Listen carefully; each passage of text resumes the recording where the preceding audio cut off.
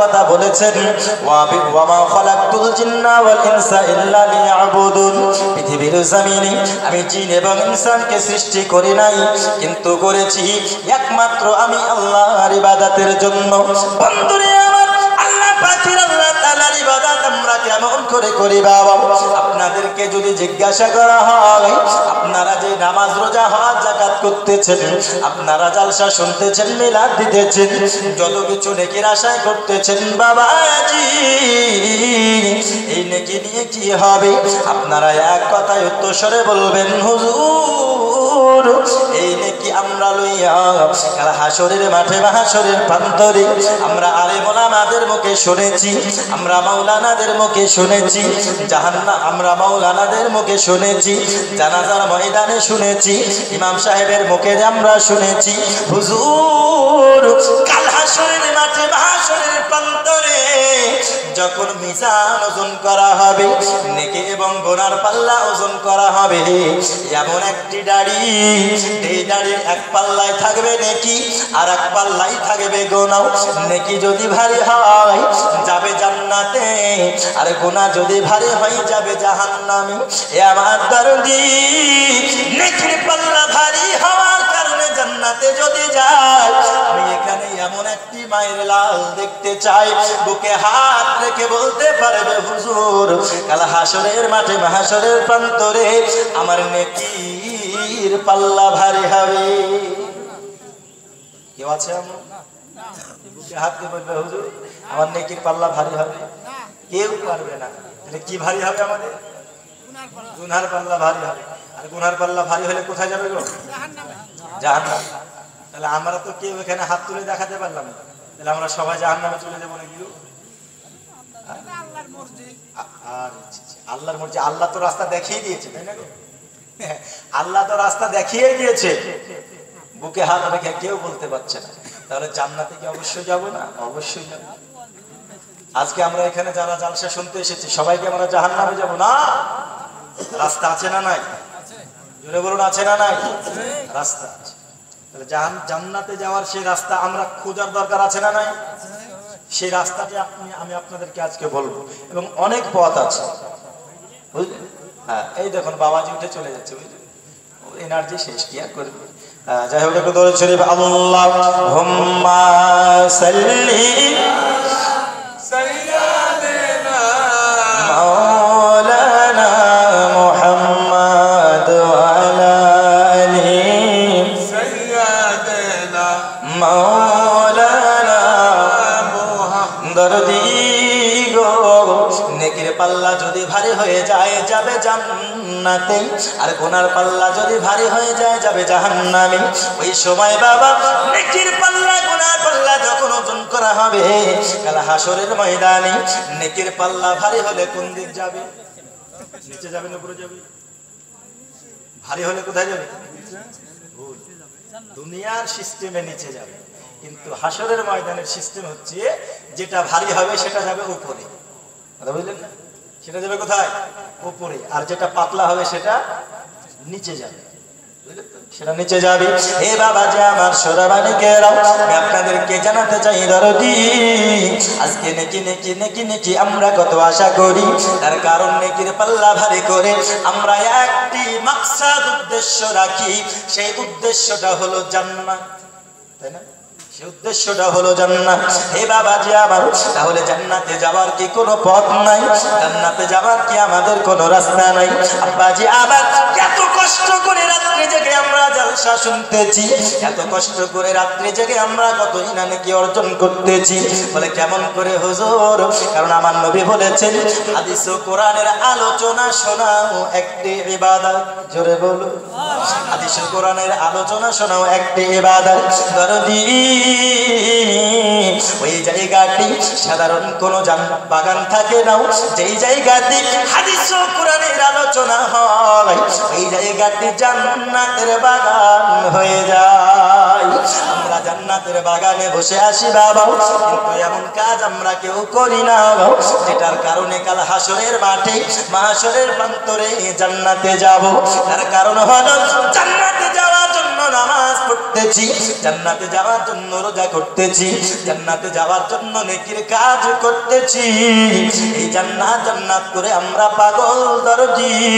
এই জান্নাতে যাওয়ার জন্য আল্লাহ যে হুকুম আমাদেরকে দিয়েছেন, তোমরা ইবাদত করো, আমরা ইবাদত করতেছি।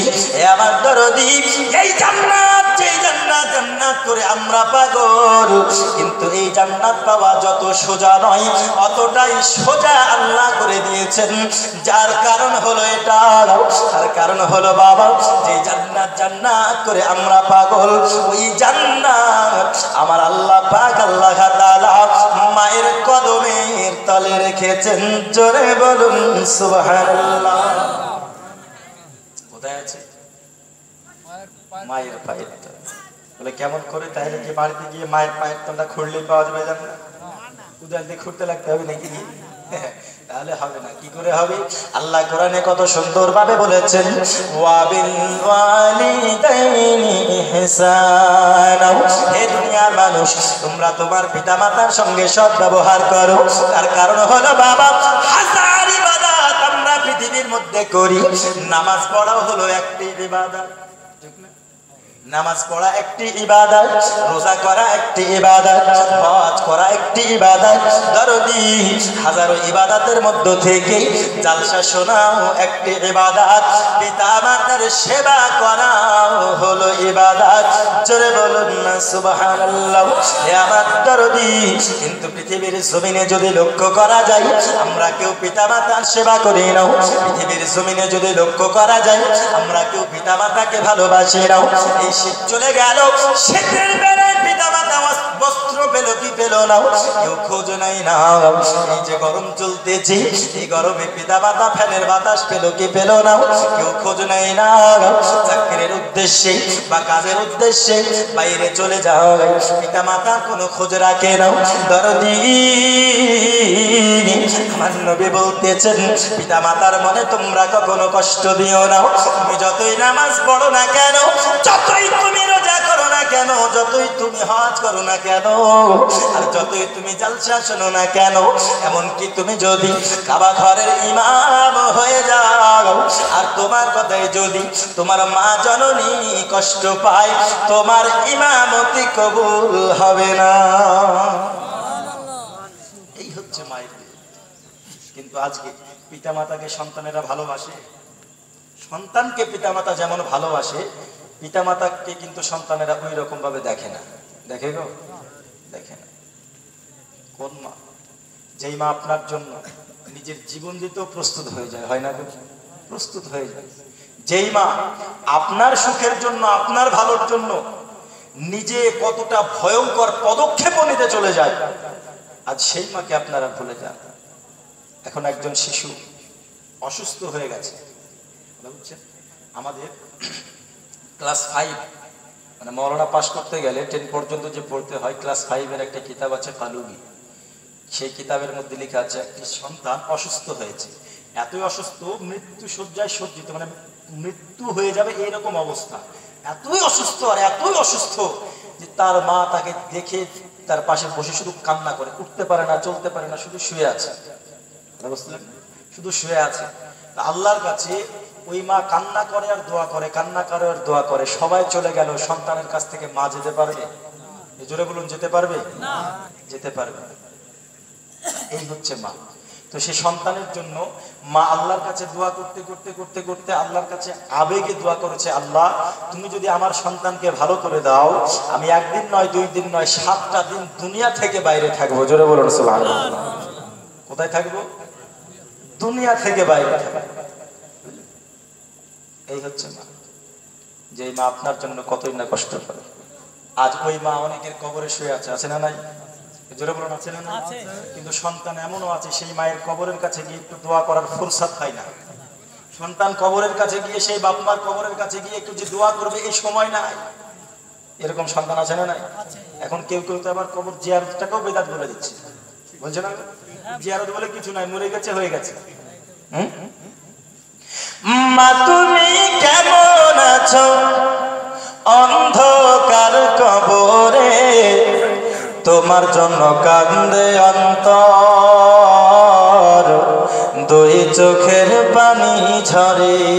জোরে বলুন, আরো জোরে বলুন সুবহানাল্লাহ। মা তুমি কেমন আছো অন্ধকার কবরে, তোমার জন্য কান্দে অন্তর, দুই চোখের পানি ঝরে। তোমার জন্য কান্দে অন্তর, দুই চোখের পানি ঝরে। ছোট কালের কথা পড়ে যখন মনে, বসে বসে কান্দি মাগো, পানি দুই নয়নে। ছোট কালের কথা পড়ে যখন মনে, বসে বসে কান্দি মাগো, পানি দুই নয়নে। আমার কষ্ট বোঝার মতো, আমার কষ্ট বোঝার মতো কেউ নাই সংসারে, তোমার জন্য কান্দে অন্তর, দুই চোখের পানি ঝরে। মা তুমি কেমন আছো, মা তুমি কেমন আছো অন্ধকার কবরে, তোমার জন্য কান্দে অন্তর, দুই চোখের পানি ঝরে। জোরে বলুন সুবহানাল্লাহ। যেই মায়ে পালন করলো খাওয়ায় বুকের দুধ, সেই মাকে একটুখানি দিতে পারেনি সুখ। যেই মায়ে পালন করলো খাওয়ায় বুকের দুধ, সেই মাকে একটুখানি দিতে পারেনি সুখ। শুয়াইয়া দিলাম মাকে, শুয়াইয়া দিলাম মাকে মাটির ঘরে, তোমার জন্য কান্দে অন্তর, দুই চোখের পানি ঝরে। মা তুমি কেমন আছো, মা তুমি কেমন আছো অন্ধকার কবরে, তোমার জন্য কান্দে অন্তর, দুই চোখের পানি ঝরে। তোমার জন্য কান্দে অন্তর, দুই চোখের পানি ঝরে। আদরের সোহাগিনী এমন দরদি মা, মায়ের মতো এত আপন কেউ তো মিলে না। মায়ের মতো আপন কাউকে পাওয়া যাবে না? জোরে বলুন, পাওয়া যাবে? পাওয়া যাবে না। আদরিনী সোহাগিনী এমন দরদি মা, মায়ের মতো এত আপন কেউ তো মিলে না। মায়ের মতো এত আপন কেউ তো মিলে না। এতিম বান্দা সবাই কাঁদে হারায় মায়ের, তোমার জন্য কান্দে অন্তর, দুই চোখের পানি ঝরে। এ বাবাজি আমার, মায়ের মতো আপন কাউকে পাওয়া যাবে না। দরদি কোন মাকে তুমি ভুলে গিয়েছো, কোন মাকে তুমি কষ্ট দিয়েছো, যে মা জননীর মতো আর কেউ হবে না। সন্তানের জন্য মা জননী একদিন নয়, দুই দিন নয়, 7টা দিন দুনিয়া থেকে বাইরে থাকতে চেয়েছে। আব্বাজি আমার 7 দিন দুনিয়া থেকে কেমন করে বাইরে থাকবে? আমরা সবাই জানি কুল্লু নাফসিন যায়িকাতুল মাউত, প্রত্যেক জানদার ব্যক্তিকে মৃত্যুর স্বাদ চাখতে হবে, আর মৃত্যু ছাড়া দুনিয়ার বাইরে যাওয়া সম্ভব নয়। তাহলে মা জননী তাহলে কি নিজে আত্মহত্যা করবে বাবা? আর আত্মহত্যা করা হলো মহাপাপ। আল্লাহর যে প্রকৃত বান্দা বান্দি হবে কখনোই নিজে আত্মহত্যা মহাপাপে মৃত্যু নেবে না। বন্ধুরা আমার, এই পৃথিবীর জমিনে মা জননী সন্তানকে অসুস্থ দেখে আল্লাহর কাছে দোয়া করেছে, মাওলা তুমি আমার সন্তানকে ভালো করে দাও। এ বাবাজি আমার, মা জননী যখন দোয়া করেছেন আল্লাহর দরবারে, মা জননীর দোয়া বিদ্যুতের ন্যায় কবুল হয়েছে। মায়ের দোয়া কবুল হয় কি হয় না? কবুল হয়। আর এই দোয়াই হচ্ছে একটি জিনিস যেটার কারণে মানুষের ভাগ্য পরিবর্তন হয়। ঠিক বললাম কিনা?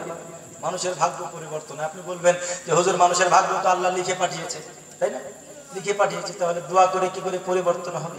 হ্যাঁ, আল্লাহ লিখে পাঠিয়েছে, পরিবর্তন হবে না। কোনটা?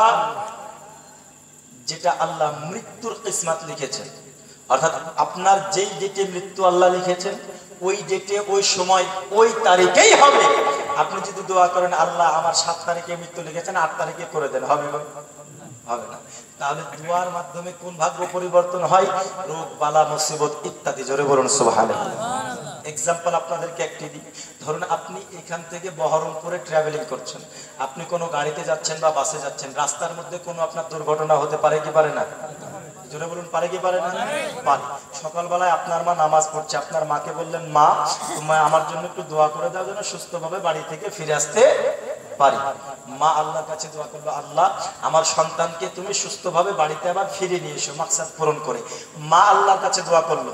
আর কিতাব বলছে যে না, পিতামাতা যখন দোয়া করেন আল্লাহর দরবারে কবুল হয়। জোরে বলুন সুবহানাল্লাহ। মায়ের দোয়া যদি আল্লাহ কবুল করে নেয়, আর রাস্তার মাঝে যদি কোনো অ্যাক্সিডেন্ট হতো, মায়ের দোয়া আল্লাহ যদি কবুল করে নেয়, অ্যাক্সিডেন্ট আর হবে? জোরে বলুন, হবে না। কিসমত পরিবর্তন হয়ে গেল। কোনটি? যেটি রোগ বালা মুসিবত ছিল। এ বাবাজি আমার, মায়ের দোয়া কবুল হয়ে গেছে, আল্লাহ তার কবুল করে নিয়েছেন এবং সন্তানকে সুস্থ বানিয়ে দিয়েছে।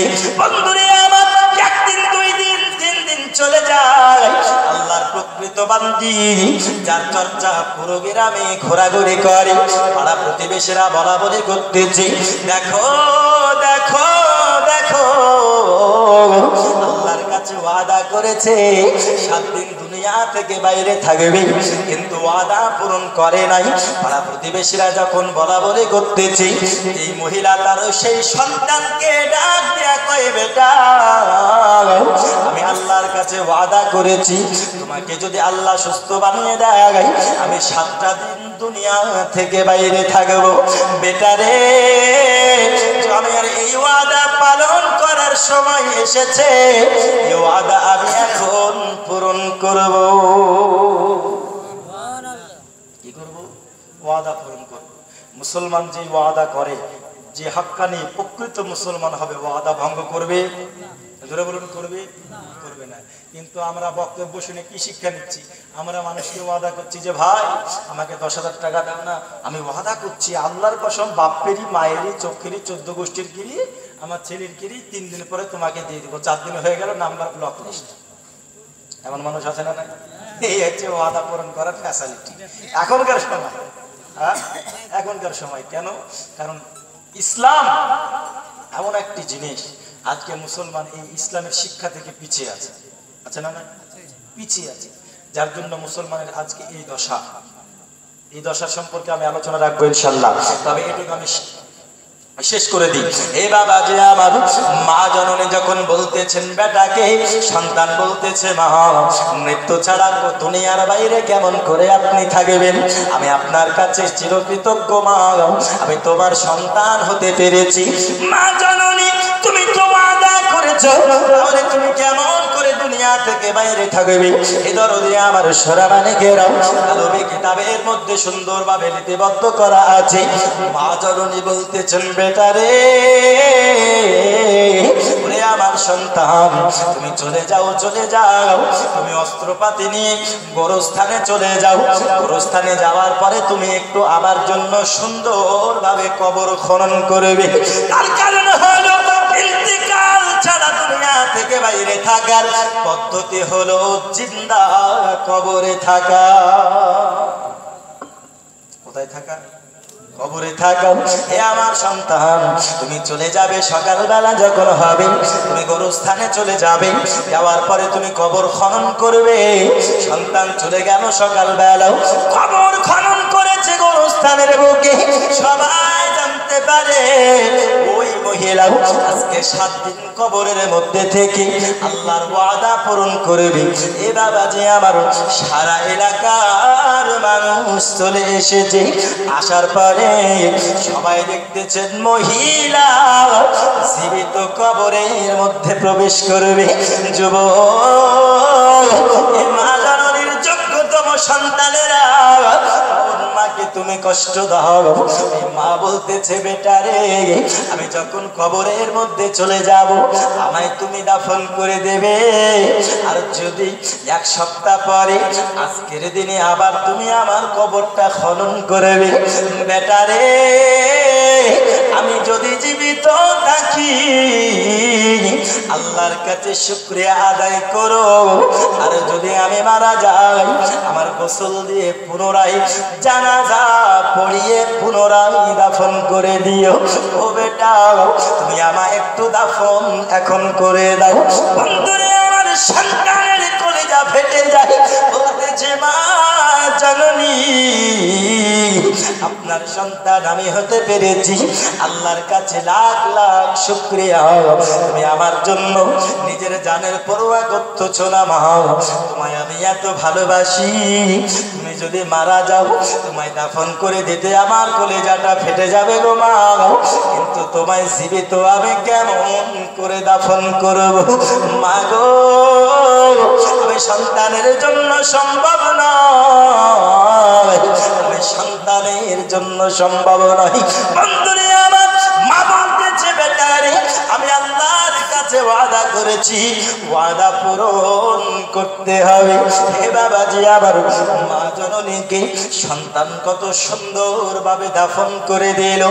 একদিন দুই দিন চলে যায়, 3 দিন 4 দিন 5 দিন 6 দিন 7 দিন যখন হয়ে গেল, তারপরের দিন এসে ওই সন্তান কবর খনন করতেছে। আর যখনই কবর খনন করে দেখে বাবা ওই কবরে যেটা দেখলো, দেখার পরে অবাক হয়ে গেল। আল্লাহুম্মা সাল্লি আলা সাইয়্যিদিনা মাওলানা মুহাম্মদ ওয়া আলা আলি সাইয়্যিদিনা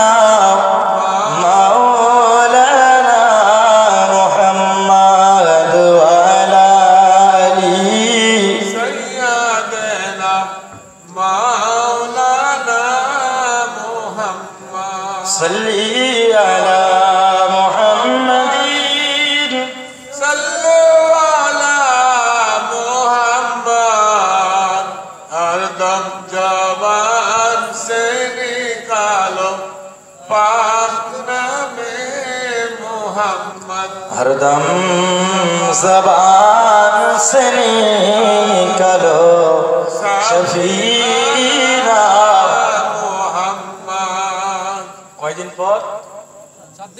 7 দিন পর, 1 সপ্তাহ পর আবার যখন এসেছে, আসার পরে কবর খনন করেছে, যেটা দেখে অবাক হয়ে গেছে। কি অবাক হয়েছে? ওই কবরে দেখতেছেন 1 সপ্তাহ আগে ওনার মাকে যেইভাবে দাফন করেছিল, 1 সপ্তাহ পরে এসেই দেখছে তিনার মা সেই একই রূপে আছেন। জোরে বলুন সুবহানাল্লাহ। কোনো ক্ষতি হয় নাই, কোনো ক্ষতি আল্লাহ তিনার করেন নাই।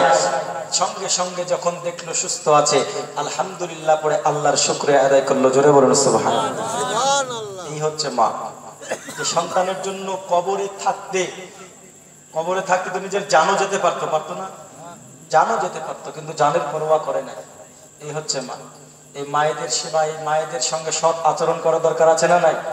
মায়েদের খিদমত করা দরকার আছে না নাই? কেন? কারণ এই মায়ের পায়ের তলায় আল্লাহ জান্নাত রেখেছেন। জোরে বলুন সুবহানাল্লাহ। এখন মা বোনেরা এই কথাটা শোনার পরে হয়তো খুব লাজবে, বুঝলেন, আনন্দে আত্মারা হয়ে যাবে। আরে সর্বনাশ, আমাদের পায়ের তলে জান্নাত, আর মনে হয় জমিনে পা দাঁড়াবে না। কিন্তু হ্যাঁ, আমাদের পায়ের তলে জান্নাত। মা বোনেরা আছে, ওয়াজ শুনছে আজকে? ওয়াজ শুনছে না? তো যাই হোক, পর্দার আড়ালে যদি শোনে তো আলহামদুলিল্লাহ, হ্যাঁ, যদি ঘুমিয়ে থাকে তাহলে সুম্মা আলহামদুলিল্লাহ, নাকি? সুম্মা আলহামদুলিল্লাহ। তো যাই হোক, মা বোনেরা হয়তো খুব আনন্দিত হচ্ছে। কেন? আমাদের পায়ের তলে জান্নাত, আমাদের ছেলেকে আমাদের কথাই শুনতে হবে, তাই না? কিন্তু ওরা কারো কথা শুনবে না, ওরা কারো কথা শুনবে না। ঘাট টেড়া করবে তো করবে, ঘাড় সোজা করা খুব মুশকিল হবে, তাই না গো? খুব আনন্দিত হয়ে লাভ নেই মা, কারণ শুনুন, আপনাদের পায়ের তলে যে জান্নাত আছে ওটা আপনার নয়, ওটা তাদের, ওটা আপনার নয়। সন্তানদের জান্নাত যেমন মায়ের তলে আল্লাহ রেখেছেন, আপনাদের জান্নাত আপনাদের স্বামীর পায়ের তলে আল্লাহ রেখেছেন। জোরে বলুন সুবহানাল্লাহ। স্বামীর সেবা করতে হবে যদি আপনাদেরকে জান্নাত নিতে হয়, তাই না? তাহলে আমাদেরও একটু ভ্যালু আছে নাকি? আমরা একবারে সস্তা নাকি? আমাদেরও একটু ভ্যালু আছে। তো মা আপনাদেরকে বলে স্বামীর সেবা যদি না করেন, আজকে নামাজ পড়ছেন, রোজা করছেন, 5 ওয়াক্ত নামাজ পড়ে মা, কোনো সমস্যা নাই, কিন্তু আমার চরিত্র হচ্ছে স্বামীকে 24 ঘন্টা গাল দিয়ে ধুয়ে যায়, বুঝলেন? হ্যাঁ, ওর স্বামীর মুখের উপরে তর্ক করে, ও স্বামীর গলায় গলায় চিৎকার করে, হ্যাঁ, ও স্বামীকে গাল দিয়ে ধুয়ে ফেলে। যদি কিছু কিনে দিতে না পারে ঈদের বাজারে, তো হলো যা, ওর ঈদ মাটি হয়ে গেল নাকি, ওর ঈদ মাটি হয়ে গেল। এরকম ব্যবহার দেখানোর পরে আপনি যদি মনে করেন স্বামীর পায়ের তলে জান্নাত নেব, হবে গো? দেখেন ছেলেরাই বলছে হবে না, মানে এরা কত কষ্টে যে থাকে আল্লাহ জানে। হবে না কেন জানেন? স্বামীর কথা না শুনলে আপনি যখন মারা যাবেন আর আপনার কবরের কাছে গিয়ে যদি আপনার স্বামী একটু সন্তুষ্টির দোয়া করে দেয়, আল্লাহ পাক আল্লাহ তাআলা আপনাকে জান্নাতি বানিয়ে দেবেন। জোরে বলুন সুবহানাল্লাহ। কেমন করে হলো? যেই মহিলা 1 সপ্তাহ পূর্বে কবরের মধ্যে গিয়েছিলেন, কবরের ভিতরে যাওয়ার পরে একটি কথা ঘটেছিল, বলবো একটি ঘটনা ঘটেছিল। সে যখন প্রথম দিন কবরে যায়, কবরের মধ্যে অন্যান্য মুর্দাদেরকেও দাফন করেছিল, কি করেছিল না? গোরস্থানে অনেক মুর্দা শুয়ে আছে। ওই মহিলা যখন জিন্দা কবরের মধ্যে গিয়েছিল, কিতাবের মধ্যে পরিষ্কার ভাবে রয়েছেন বাবা, অন্য কোনো আরবি বাংলা ভাষা নয়, সরাসরি ফার্সি ভাষাতে লেখা আছে। ওই মহিলা যখন কবরের মধ্যে গিয়েছিলেন, ওই কবরের মধ্যে 2 জন মহিলার সঙ্গে দেখা হয়েছিল, যারা তিনার পূর্বে ইন্তেকাল করে কবরে এসেছে। করে ইন্তেকাল করে এই মহিলা গিয়েছে জীবিত, কি গিয়েছে? জীবিত। আর যেই 2 জন মহিলার সঙ্গে দেখা হচ্ছে, ওরা গিয়েছে মুর্দা হয়ে, মানে মারা যাওয়ার পর। কথা বুঝলেন? দেখতেছেন দূর দূরান্তে বসে আছে, হঠাৎ যেন দেখতে পেল একজন মহিলার মাথাতে পাখিতে ঠোক মারতেছে, আর মগজগুলি উঠাচ্ছে আর খাচ্ছে, মাথায় এমন ঠোক মারে, আর এত চিৎকার হয়, এত চিৎকার করে, এত কষ্ট পায়, আল্লাহ যেন তাকে আযাব ঢেলে দিয়েছে। পাখিতে মাথার উপরে ঠোকে ঠোক মারে। এ বাবাজি আবার অপর মহিলাকে দেখতেছে পাশে, তার মাথায় যেন পাখিতে বাতাস করতেছে। একজন মহিলা আরামদায়ক ভাবে রয়েছে, আর একজন মহিলা কষ্টে রয়েছে। কথা বুঝতে পারছেন? একজন আরামে আছে আর একজন কষ্টে আছে। মা আপনাদের জন্য বলছি, এটা আপনাদের শোনার খুবই দরকার। সামনে তো নাই, ক্যামেরার দিকে তাকালে বললে হয়তো সবাই বুঝতে পারবে। যাকে আপনাদের জন্য বলছি আজকে এই কথাটা, বিশেষ করে কবরের মধ্যে একটি মহিলার মাথায় পাখিতে ঠোকায়, সে কষ্ট পায়, আর একজন মহিলাকে কি করছে? বাতাস করছে। এই মহিলা, জীবিত মহিলা, মা জননী দেখে অবাক, একই জায়গাতে আছে, একই সঙ্গে থাকছে, একজনা কষ্ট পাচ্ছে, একজনা আরাম পাচ্ছে, ডিফারেন্সটা কি? পার্থক্যটা কি? পার্থক্যটা জানার দরকার আছে বাবা। যে আমার পার্থক্যটা আমি বলবো, তার পূর্বে একজন বাচ্চা আমাকে বলেছে 786 গজলটা বলতে। বলবো? যাই হোক, কথাটা খুব লম্বা। 786 92 লাগাও রে মোবাইল নাম্বার, ধরবে রে মদিনার সেন্টার। নেটওয়ার্ক বিজি হয় না কভু, এমনই একটা আওয়াজ, ধরবে রে মদিনার সেন্টার। জোরে বল। 786 মানে হচ্ছে বিসমিল্লাহির রহমানির রহিম, আর 92 92 মানে হচ্ছে মুহাম্মদ। আরবি শব্দের একটি মান আছে, কথা বুঝলেন? আলিফের 1, বের 2, সের 3, আপনার তের 400, এমন করে করে অনেক অক্ষর আছে, মিমের 40, এমন করে। তাই সেই অক্ষর যোগ করলে 786 হয় বিসমিল্লাহতে। এই বিসমিল্লাহ যখন আমরা প্রতিটা কাজে পড়বো, তাই কবি বলছেন 786 92 লাগাও রে মোবাইল নাম্বার, ধরবে রে মদিনার সেন্টার। নেটওয়ার্ক বিজি হয় না কভু এমনই একটা ধরবে রে মদিনার সেন্টার। জোরে বলো নামাজ শেষে মুক্ত হস্তে কল করো ইয়াকিন করে, তখন তোমার রিসিভ হবে সেই আল্লাহর দরবারে। দোয়া কবুল হবে তোমার, অকসান করো সফটার ধরবে রে মদিনার সেন্টার। 786 লাগাও রে মোবাইল নাম্বার, ধরবে রে মদিনার সেন্টার। জোরে বল কোন সিম কার্ড লাগাবো? ইশকে নবী সিম কার্ড লাগাও আপন আপন হৃদয়ে। আরে ব্যালেন্স তোমার শেষ হবে না, থাকিবে সব সময়। দুরুদ পড়ে রিচার্জ করো, দুরুদ পড়ে রিচার্জ করো, এ কেমন নবী পাকের অফার, ধরবে রে মদিনার সেন্টার। যদি নবীর আশিক নবীর মুহাব্বত অন্তরে নিয়ে আল্লাহর ইবাদত করে বাবা, কখনোই মুহাব্বত কমবে না, ব্যালেন্স শেষ হবে না, আশিক কমবে না, মুহাব্বত কমবে না। আর মুহাব্বতের রিচার্জ কখন হবে? মুহাব্বত বৃদ্ধি, ভালোবাসা নবীর প্রতি বৃদ্ধি যখন নবীর প্রতি আমরা বেশি বেশি করে দুরূদ পড়ব। কখন নবীর প্রতি ভালোবাসা কখন জাগবে? যখন আমরা নবীর প্রতি দরুদ পড়ব। তাই তো কবি বলছেন যে দরুদ পড়ে রিচার্জ করো, এ কেমন নবী পাকের অফার, ধরবে রে মদিনার সেন্টার। 786 লাগাও রে মোবাইল নাম্বার, ধরবে রে মদিনার সেন্টার। জোরে বলুন সুবহানাল্লাহ। এ বাবাজি আমার সোনা মানিকেরাও, এ আমার দরদি,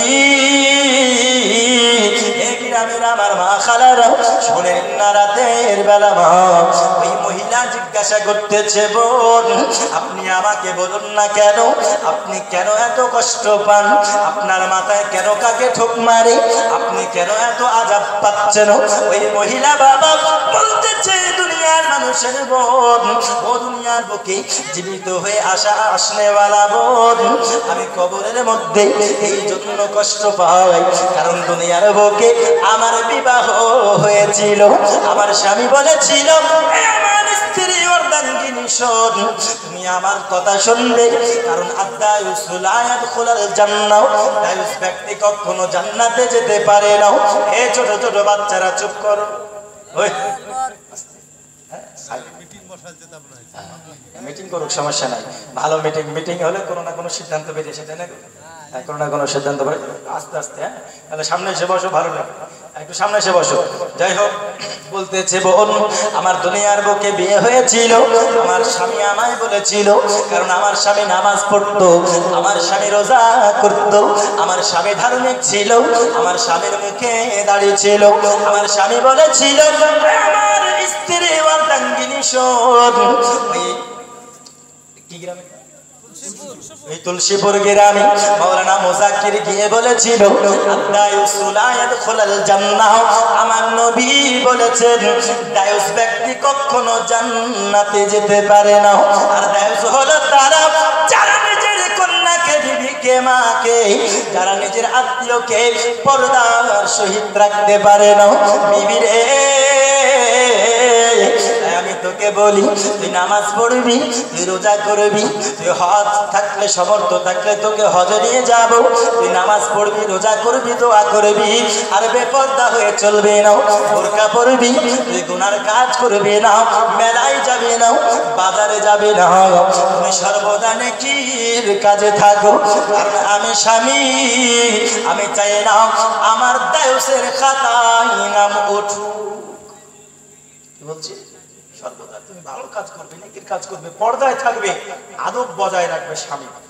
কথা বুঝতে পেরেছেন? হ্যাঁ, স্বামীর আদব বজায় রাখবে। কিন্তু ওই কবরে মহিলা বলতেছেন, বোন আমার স্বামী যেটা বলেছিল আমি সেটা করে নাই, আমার স্বামী আমায় পর্দা করতে বলেছে করিনি, আমার স্বামী আমায় নামাজ পড়তে বলেছে পড়িনি, আমার স্বামী আমায় বাজারে যেতে নিষেধ করেছে আমি তবু গিয়েছি, আমার স্বামী ডানে চলতে বলেছে বামে গিয়েছি, আমাকে যেটা বলেছে তার উল্টো করেছি।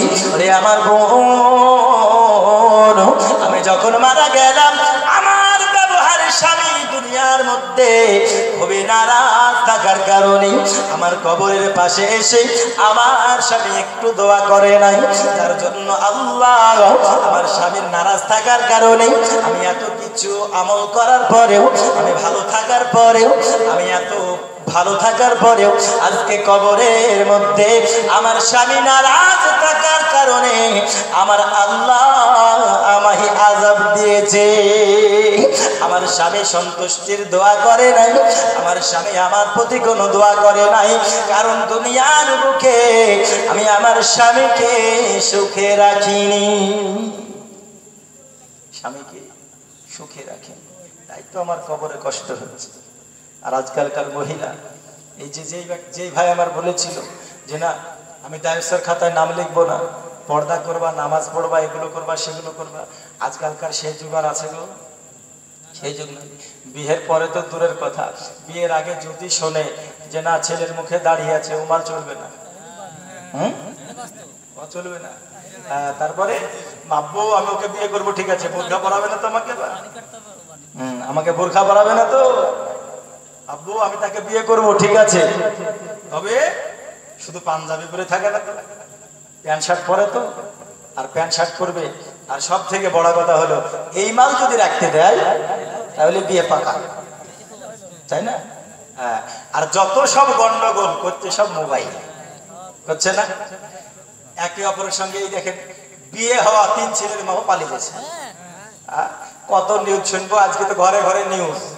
হ্যাঁ, কখনো দেখছি 14 বছরের মানে 15 বছরের মেয়ে 14 বছরে বিয়ে হয়েছিল, স্বামীর ভাত ত্যাগ করে চলে গেছে। আবার শুনছে যে ভাইপোর সঙ্গে পালিয়ে গেছে, ভাতিজের সঙ্গে পালিয়ে গেছে। কথা বুঝতে পারলে? এই হচ্ছে ব্যাপার। কেউ কেউ আপনার জায়ের বেটার সঙ্গে পালিয়ে গেছে, 3 ছেলের মেয়ে পালিয়ে গেছে। সমস্ত গন্ডগোলের কানেকশনের মূল হচ্ছে কি? এটা কি? মোবাইল। হ্যাঁ, তাই মোবাইল সম্বন্ধে একটা গজল এসেছে, বুঝলেন? বলছে কলিকাল কলিকাল এ কেমন কলিকাল, মোবাইল ছাড়া কারো চলে না তো দিনকাল। চলে চলে কলিকাল কলিকাল এ কেমন কলিকাল, মোবাইল ছাড়া কারো কাটে না তো দিনকাল। জীবন সাথী আছে নেটে আর মোবাইল, মানে জীবনের সঙ্গী বানিয়ে ফেলেছে তাকে। দেখো ইন্টারনেট ছাড়া চলবে না, একদিন রিচার্জ ফোনের আগে আগে রিচার্জ করতে হবে। কালকে রিচার্জ ফুরিয়ে গেছে, হ্যাঁ গো রিচার্জটা করে দাও, দুদিন পরে রিচার্জটা করবো, আজ তো টাকা নাই। আমি রিচার্জ চাইলে তোমার কাছে টাকা থাকে না, আমি রিচার্জ চাইলে তোমার কাছে টাকা থাকে না। কলিকাল কলিকাল এ কেমন কলিকাল, মোবাইল ছাড়া কারো কাটে না তো দিনকাল। জীবন সাথী আছে নেটে আর মোবাইল, নামাজি রোজার কেউ রাখে না খেয়াল। কলিকাল, ঠিক কিনা? জোরে বলুন ঠিক কিনা? কেউ খেলে ফ্রি ফায়ার, কেউ পাবজি, মার মার করে হাকে খোড়া বাবুজি। ফ্রি ফায়ার খেলছে, খোড়া মানে পায়ে টাংরা, বাবজি বয়স 50 পার হয়ে গেছে, তাও মার মার মার মার মার মার। কেউ খেলে ফ্রি ফায়ার, কেউ পাবজি, মার মার করে হাকে খোড়া বাবুজি। মোবাইল এসে দেশে হয়েছে হাল, মোবাইল এসে দেশে হয়েছে হাল, ছোট ছোট ছেলে মেয়ে হয়েছে বেতাল। কলিকাল কলিকাল কলিকাল এ কেমন কলিকাল, মোবাইল ছাড়া কারো কাটে না তো দিন কাল। কলিকাল কথা শুনুন, আরে ভাবিদের হাতে হো দেখো বড় বড় ফোন, ফোন নাহলে চলবে? চলে না। আরে ভাবিদের হাতে দেখো বড় বড় ফোন, স্বামীর সংসারে এদের নাই কোনো মন। মোবাইলে সব শেষ করছে। আরে ভাবিদের হাতে দেখো বড় বড় ফোন, স্বামীর সংসারে এদের নাই কোনো মন। মোবাইল ছাড়া এরা বড়ই অচল, মোবাইল ছাড়া এরা বড়ই অচল। কেমন করিবে এরা স্বামীর মহল। কলিকাল কলিকাল কলিকাল এ কেমন কলিকাল, মোবাইল ছাড়া কারো চলে না তো দিনকাল। কলিকাল কেউ দেখে ফেসবুক, কেউ ইউটিউব, কেউ বা হোয়াটসঅ্যাপে খুলেছে গ্রুপ, ঠিক না? কেউ দেখে ফেসবুক, কেউ ইউটিউব, কেউ বা হোয়াটসঅ্যাপে খুলেছে গ্রুপ, কেউ বা ভিডিও কলে করে গোলমাল, কেউ বা ভিডিও কলে করে গোলমাল। মোবাইল নিল কেড়ে সুখেরই কপাল। কলিকাল কলিকাল কলিকাল এ কেমন কলিকাল, মোবাইল ছাড়া কারো চলে না তো দিনকাল। কলিকাল হে বাবাজি আমার সোনামানি কেরাও, আমার গ্রামের মা বোনেরা, শোনেন না রাতের বেলা মা, আজকে আমি আপনাদেরকে বলতে চাই, কেন স্বামীর অমান্য করেন, কেন স্বামীকে কষ্ট দেন, কেন স্বামীর মনে আপনারা দুঃখ দেন। দরদি ওই মহিলা বলতেছেন, বোন আমার স্বামী আমাকে ডানে যেতে বলেছিল, আমি বামে গিয়েছি, আমায় যেটা করতে বলেছিল আমি সেটা করেছি। ও আমার বোন আমায় যেটা করতে বলেছে তার উল্টো করেছি।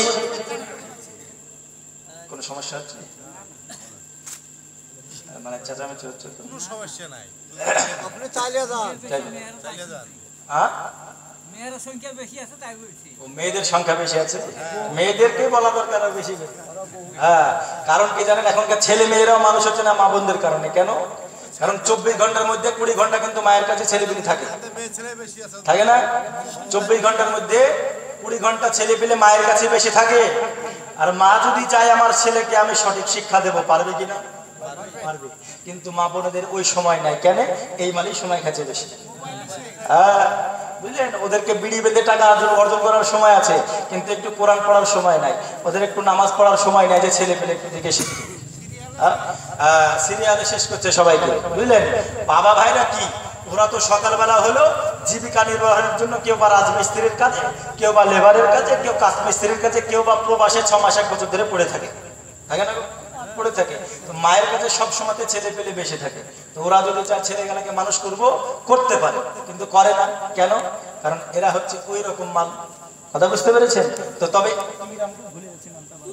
তুলসীপুর গ্রামের মেয়েরা আপনার খুব ভালো নাকি? খুব ভালো। ও মেলা ভালো, বুঝতে পেরেছেন? ভালো শব্দটাও কালো ভাবে বেড়াচ্ছে আপনাদের মুখ থেকে, কেমন ভালো বোঝা গেছে। হ্যাঁ, তো যাই হোক, আল্লাহ হেদায়াত করুক। আমি যেটা বলতেছিলাম, বাবা হে মা জননী, শোনেন না রাতের বেলা মা, আজকে আপনাদের জন্য কত সুন্দর করে আমি সাজিয়ে এনেছি। আব্বাজি আবার আমার মা খালা, শোনেন না রাতের বেলা এই বোন বলতেছে, বোন আমি আমার স্বামীর অবাধ্য চলেছি, আমার স্বামী আমার প্রতি খুশি ছিল না, আমাকে যেটা বলেছে তার উল্টো করেছি, যার জন্য আমার স্বামী আমি মারা যাওয়ার পরে সন্তুষ্ট হয়ে দোয়া না করার কারণে আমি কবরে এত কষ্ট পাচ্ছি। দেখো না পাখিতে আমার মাথা যেন পুরে খায়, আমার মাথায় আমায় কত ঠোক মারে, আমায় কত কষ্ট দেয়, আমি কত হাউমাউ করে চিৎকার করে কান্না করি। আমার দরদি অপর মহিলা যারা মাথাতে বাতাস করতেছে তাকে জিজ্ঞাসা করতেছে, বোন আপনার পাশে এই মহিলা তো কষ্ট পাচ্ছে, তার কারণ হলো এগুলো, তবে আপনি কেন এত আরাম পান? আপনার মাথায় কেন পাখিতে বাতাস করে বোন? সঙ্গে সঙ্গে বলতেছে, এ দুনিয়ার বুকের জীবিত বোন, তবে আপনি শুনুন, আমি পৃথিবীর বুকে আমার স্বামী আমায় নামাজ পড়তে বলেছে, পড়েছি। আমার স্বামী আমায় রোজা করতে বলেছে, করেছি। আমার স্বামী আমায় বোরকা পড়তে বলেছে, পড়েছি। আমার স্বামী আমায় ডানে যেতে বলেছে, গিয়েছি। আমার স্বামী আমায় বাজারে যেতে নিষেধ করেছে, তবুও আমি বাজারে যাই নাই। আমার স্বামী যেটা বলেছে আমি প্রত্যেকটা কথা মেনে চলেছি, কারণ আমি দুনিয়ার বুকে শুনেছি স্বামীর পায়ের তলায় হলো স্ত্রীর জান্নাত, স্ত্রীর জান্নাত। আর স্বামী যদি খুশি হয়ে যায় আল্লাহর কাছে, যদি স্বামী দোয়া করে দেয় কবরের মধ্যে আযাব আল্লাহ মাফ করে দেয়। আমার বোন, দুনিয়ার বুকে থাকতে আমি আমার স্বামীকে ভালোবেসেছি, আমার স্বামী যেটা বলেছে সেটা শুনেছি। আমার স্বামীর মুখের উপরে আমি কখনো চিৎকার করে আওয়াজ করি নাই তার জন্য। আমি যখন মারা যাই আমার কবরের কাছে এসে আমার স্বামী দোয়া করেছিল, আল্লাহ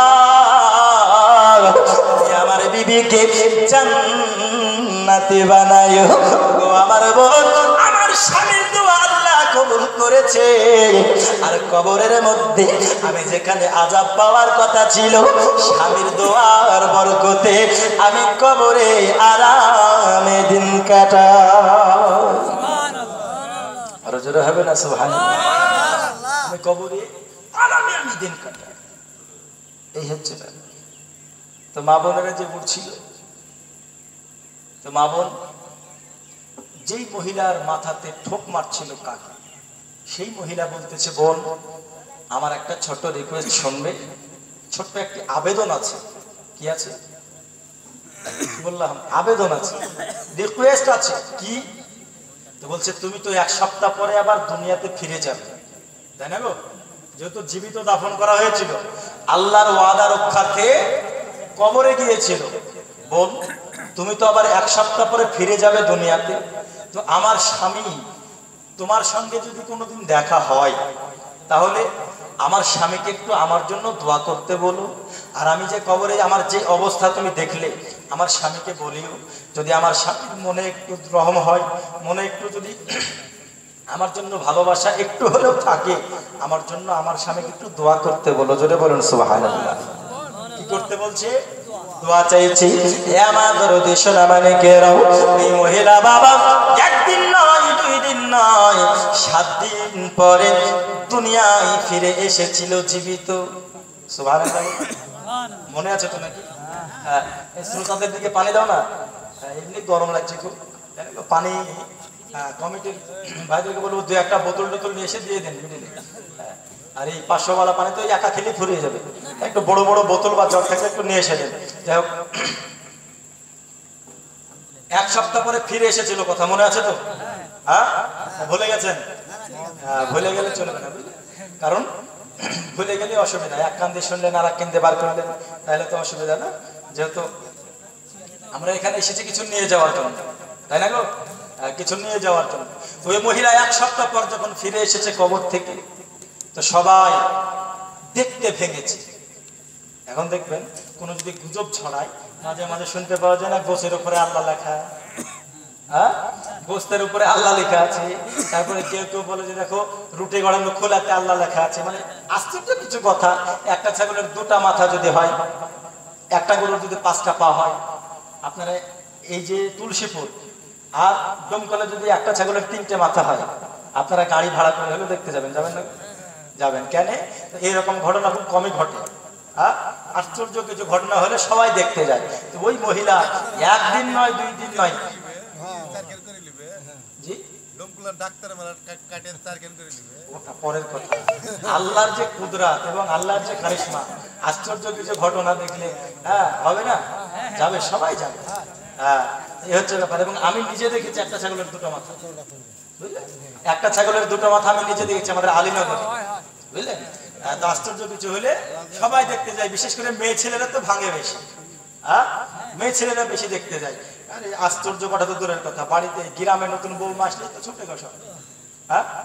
গ্রামে যদি কারো নতুন বিয়ে হয়, বৌমা এসে চলে তো দেখে আসি বৌমাটাকে, আর দেখে আসার পরে সুবহানাল্লাহ, দেখতে গেলি যা, আসার পরে আর কি বলা দরকার, এটা খারাপ, আর চোখ বড়, আর নাক বড়, আর ঠোঁট বড়, আর ইয়া বড়, হ্যান বড়, ত্যান বড়, এগুলা কিন্তু বেশি হয়।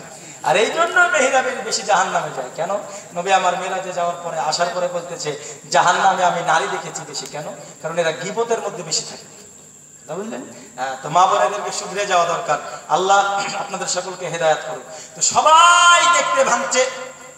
এক সপ্তাহ পরে কবরের মধ্য থেকে ফিরে এসেছে।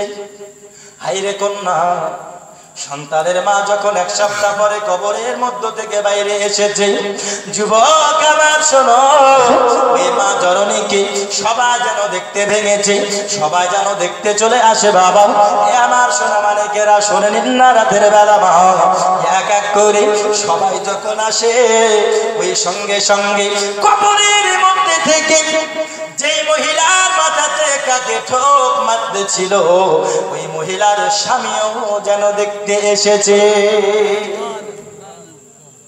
ওই মহিলার স্বামীও দেখতে এসেছে। এবার দেখতে আসার পরে ওই মহিলার স্বামীর সঙ্গে যখন দেখা হলো, বলতেছে, ভাই আপনার নাম কি? অমুক। বলতেছে, হ্যাঁ আমার নাম ওই। বলতেছে, আপনার বিবি ইন্তেকাল করে গেছে। বলতেছে, হাও। বলছে, আপনার বিবির সঙ্গে কবরে দেখা হয়েছিল। ভাইজান, আপনার বিবি কবরে ইহন পরিস্থিতিতে রয়েছে। আমার দরদে সোনা মানিকেরা, বিবিতে যতই পেরেশান করাক না কেন, যতই কষ্ট দেখ না কেন, তবু একাধিক দিন দীর্ঘদিন একসঙ্গে সংসার করেছি, একসঙ্গে দীর্ঘদিন কত সুন্দরভাবে সংসার করেছি। এ আমার দরদি, মৃত স্ত্রীর কথা যদি স্বামী শোনে, একটু হলেও মনে আঘাত পাবে কি পাবে না? মনে কষ্ট হবে না? একটু হলেও মনে কষ্ট হবে। কারণ দীর্ঘদিন সংসার করেছে, শরীরে হায়াত সম্পর্কে ছিল, অনেক মনে বড় কষ্ট হলো। ওই ব্যক্তি সঙ্গে সঙ্গে কবরে গিয়েছে। যাওয়ার পরে আল্লাহর কাছে দোয়া করতেছে, মাবুদ, আমার স্ত্রী আমার সঙ্গে ভালো ব্যবহার দেখায় নাই, যার জন্য তুমি তাকে কষ্টে রেখেছো।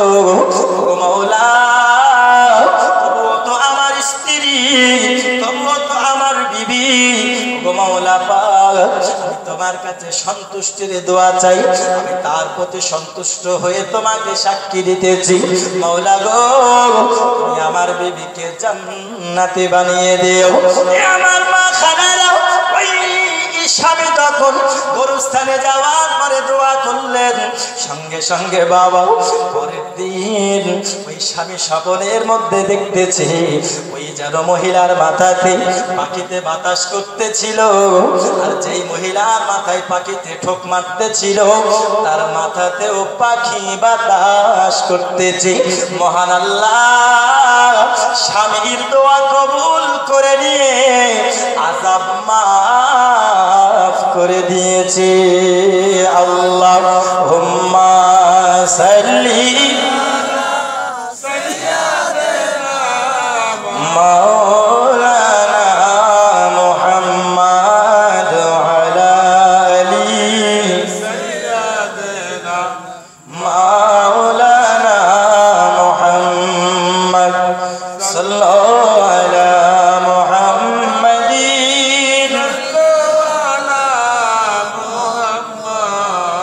हरदम ज़बान से निकलो हरदम ज़बान से निकलो शफीना मुहम्मद सल्लल्लाहु अलैहि वसल्लम। কি দেখছেন যে স্বামীতে দোয়া করলো, যার জন্য সেই কবরের আযাবকে আল্লাহ মাফ করে দিল। মা, আজকে আপনারা স্বামীর মুখের উপরে কথা বলতেছেন, আজকে স্বামীকে কষ্ট দিচ্ছেন। মনে রাখবেন, আপনার স্বামীকে যদি আপনি কষ্ট দিয়ে যান, আপনি মারা যাওয়ার পরে স্বামীতে কি আর ভালো দোয়া করবে? বলেন, করবে?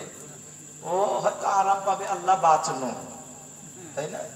যদি একদম বিরাট জ্বালা জ্বালায়, তো স্ত্রী মারা যাওয়ার পরে কি বলবে? আল্লাহ বাঁচানো। আর যদি আপনি তার কথাই শোনেন, তার কথাতে চলেন, তার সেবা করেন, তার আদব করেন, তাকে অন্তর থেকে ভালোবাসেন, আপনি মারা যাওয়ার পরে ওর মতো আফসোস আর কেউ থাকবে না। থাকবে? থাকবে না। কেন? কারণ ভালোবাসার মানুষ যদি কেউ হারায়, ওর মতো কষ্টের আর কারো থাকে না। কেউ হয় না ওর মতন কষ্ট করে, তাই না?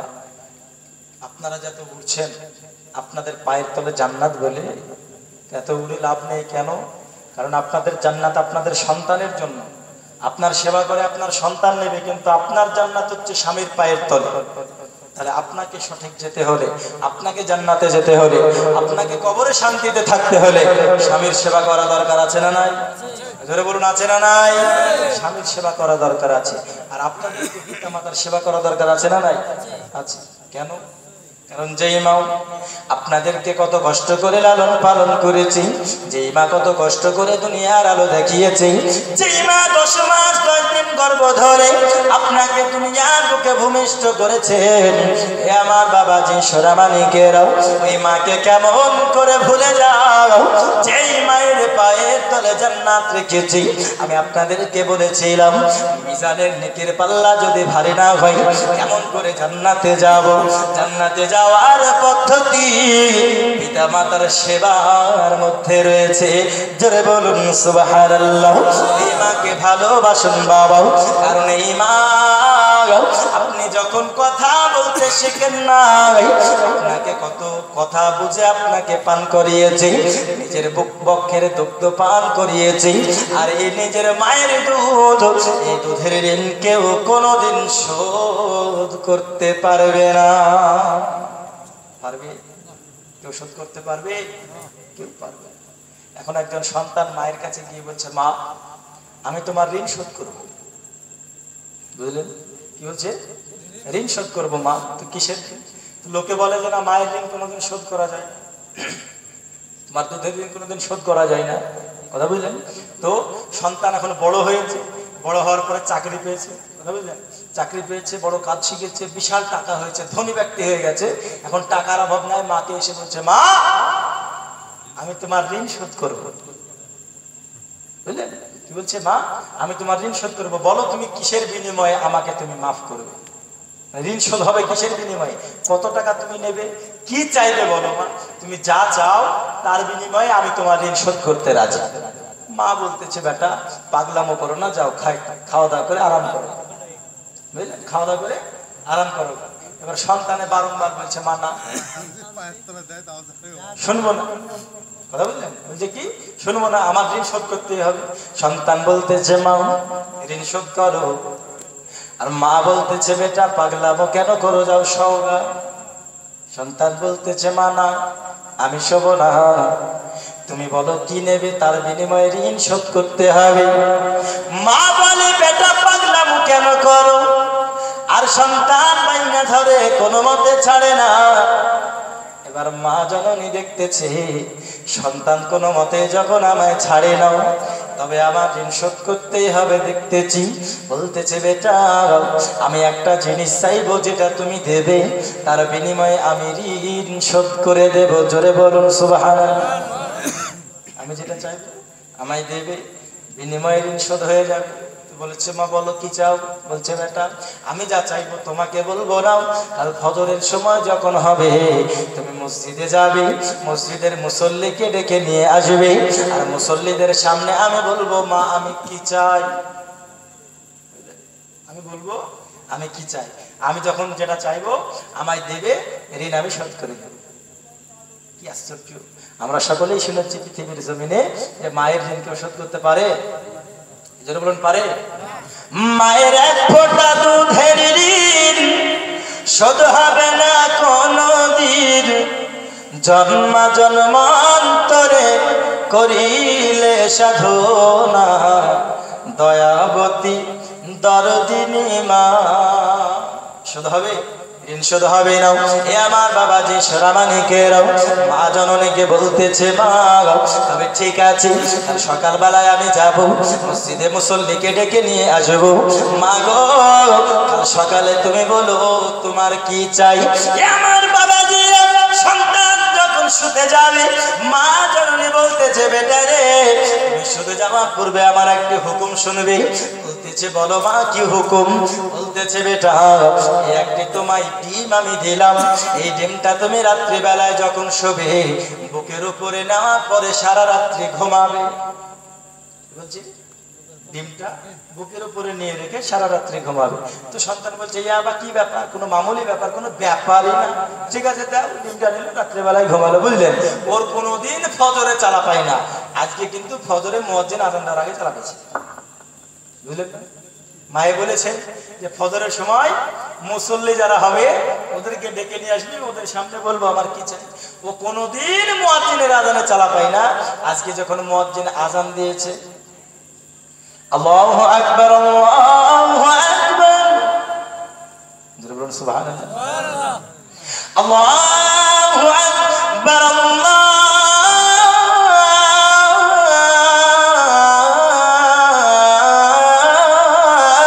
আকবার, আশহাদু আন লা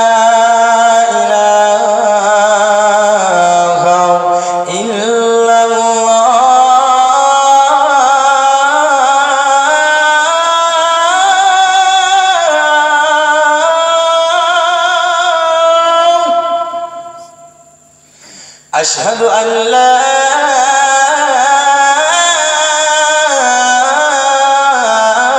إله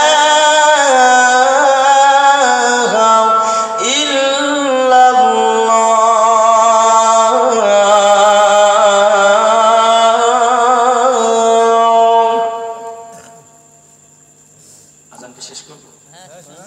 أشهد أن محمد رسول الله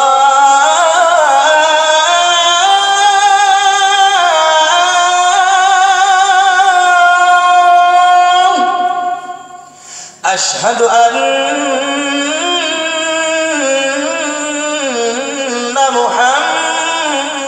محمدًا رسول الله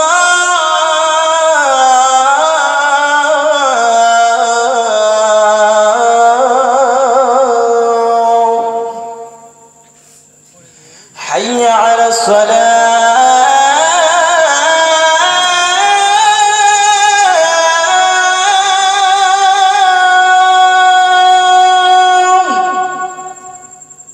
حي على الصلاة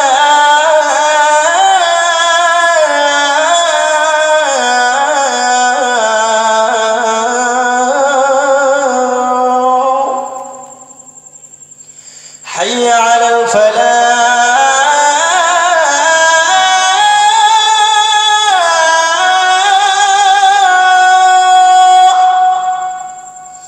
حي على الفلاح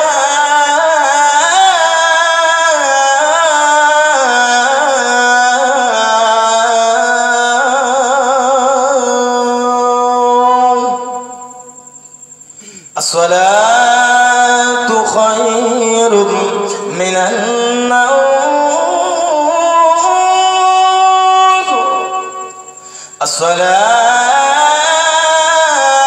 الصلاة خير من النوم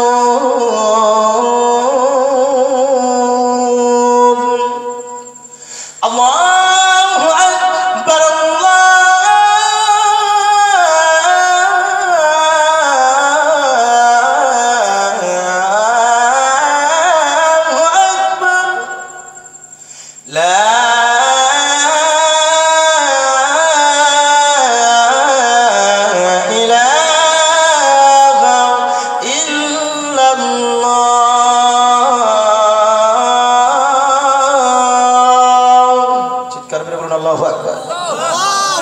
মুয়াজ্জিন আযান দিল, সন্তান চালা পেল, মসজিদে চলে গেল ওযু বানিয়ে নামাজ পড়তে।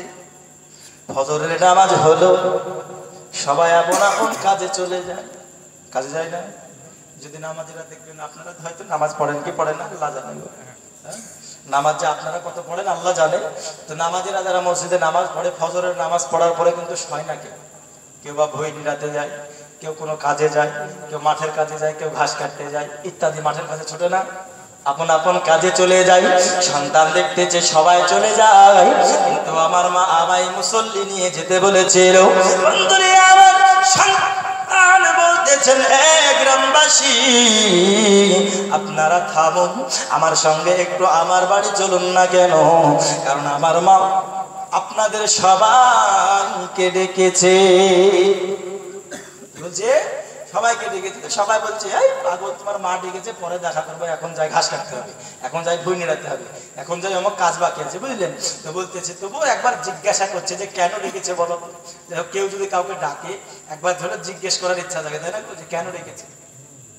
জিজ্ঞাসা করলো কেন রেখেছে, বলতেছে ও গো গ্রামবাসী, আমার মাকে বলেছি আমার ঋণ শোধ করে দিতে হবে, যা চাইবে তাই আমি দেব, কারণ আল্লাহ আমাকে পৃথিবীর বুকে অনেক ধন সম্পদ দিয়েছে, অনেক জমি জায়গা দিয়েছে, অনেক মালধাম দিয়েছে আমাকে।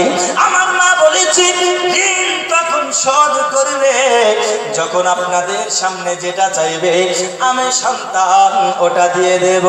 আপনারা চলুন, আপনারা শুনুন না কেন, আপনার সামনে মা জননী কি চাইবে। আমার দরদি সবাই অবাক হয়ে গেল, হায় হায়, আমরা তো প্রথম থেকে শুনে এসেছি মায়ের ঋণ কেউ শোধ করতে পারে না, মায়ের ঋণ কেউ শোধ করতে পারে না, তাহলে কেমন মা আর কি চাইবে এমন তার বিনিময়ে ঋণ শোধ হয়ে যাবে। চলো না সবাই যাই ওর মায়ের কাছে গিয়ে শুনি কিসের বিনিময়ে মা ঋণ শোধ করতে চায়। জানার ইচ্ছা হবে না? জানার ইচ্ছা হলো, সবাই মিলে গেল, দরজায় আওয়াজ দিল, আওয়াজের পরে মা জননী বেরিয়ে আসলো। সন্তান বলে মা আপনি এইবার বলুন না এরা কি চাই, আপনি বলুন, আপনার যেটা চান আপনি আপনার মুসল্লির সামনে বলবেন বলেছিলেন, এবার আপনি বলুন, আমি ছটপট করে আপনাই দিয়ে দেব, যার পরিবর্তে ঋণ শুধু হয়ে যাবে। আমার গ্রামের যুবক সোনামানিকেরাও ওই মা বলতেছে বেটা তুমি ঋণ শোধ করার জন্যই কত না উত্তাল পাতাল করতেছো, যাও যাও যাও বেটা, তুমি রাত্রে বেলায় একটি জিনিস দিয়েছিলাম মনে আছে? কি দিয়েছিলাম? হ্যাঁ, কিসের ডিম? মুরগের ডিম নাকি? মুরগির ডিম নাকি? মুরগির ডিম দিয়েছিলাম। এ আমার বেটা তুমি যাও না কেন, ওই ডিমটা আমায় নিয়ে এসে দাও। জোরে বলুন সুবহানাল্লাহ। কি এনে দাও? ডিমটা এনে দাও। সন্তান মনে বড় খুশি, বুঝলে, বিরাট খুশি। আপনি সামান্য একটা ডিমের পরিবর্তে ঋণ শোধ হয়ে যাবে। দৌড় মেরে ঘরে গিয়েছে, ঘরে গিয়ে বিছানার খেয়াল নাই, বিছানা দেখছে যে কখন বিছানাতে পট করে পড়ে টপ করে ভেঙে গেছে, গোটা বিছানাতে লেগে আছে। এবার সন্তান বলছে মা তো ওই ডিমটা চাইছিল, ওটা না দিতে পারলো তো কি হলো, আরো 1000 ডিম আমার কাছে কিনে দেবো, তাই না গো? মার কাছে গিয়েছে, বলতেছে মা রাত্রিবেলাতে তুমি বলেছিলে কোথায় নিয়ে ঘুমাতে, কোথায়? বুকের উপরে নিয়ে ঘুমাতে।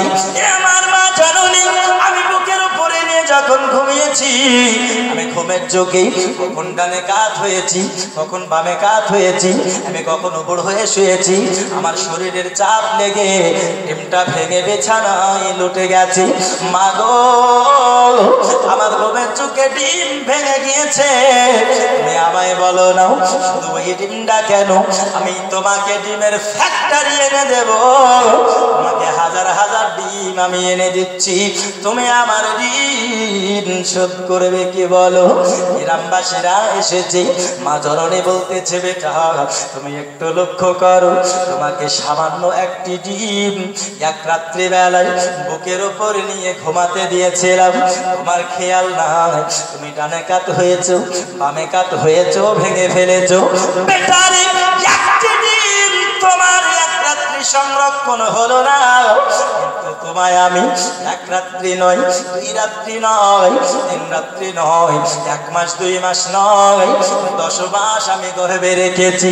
বেটারে তোমার যেমন ইচ্ছা হয়েছে ডানে কাত হওয়ার হয়েছো, আমার তো ইচ্ছা হয়েছিল, কিন্তু আমি তোমার কথা ভেবেছি। আমার ইচ্ছা হয়েছিল ডানে কাত হব, আমার ইচ্ছা হয়েছিল ওবড় হয়ে শোব, কিন্তু আমি কত রাত বসে বসে কাটিয়ে দিয়েছি, আমি কত রাত ঢলে ঢলে কাটিয়ে দিয়েছি। বেটারে আমার কত রাত ঘুম হয় না, তোমার কথা ভেবেছি, কারণ তুমি আমার গর্বে রয়েছো। হয়তো তোমার কষ্ট হবে, হয়তো তোমার দুঃখ হবে, হয়তো তোমার কষ্ট হবে। বেটারে তুমি একটি ডিম, তুমি এক রাত সংরক্ষণ করতে পারো না, কিন্তু আমি তোমাকে কতই না কষ্ট করে, কতই না দুঃখ অন্তরে রেখে, কত রাত জেগে জেগে আমি তোমায় 10 মাস 10 দিন গর্ভে ধরেছি।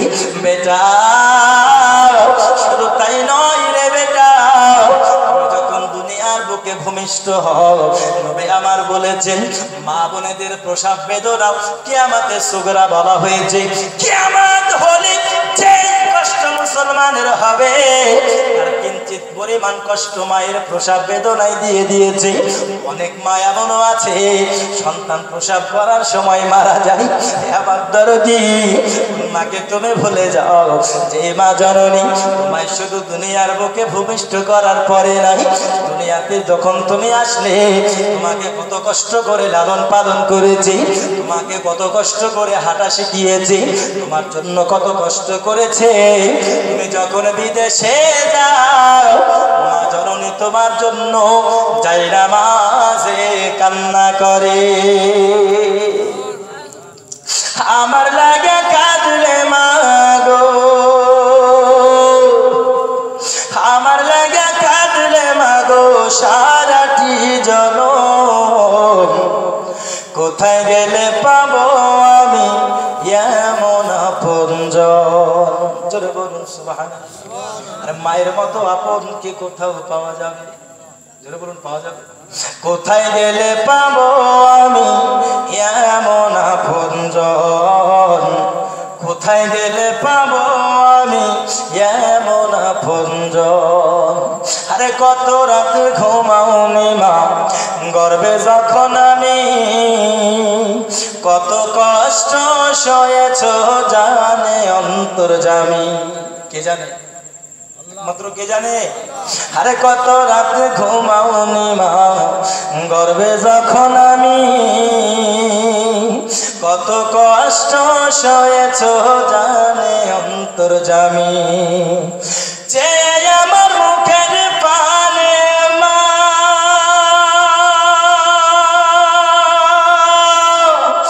দুঃখিনী মা,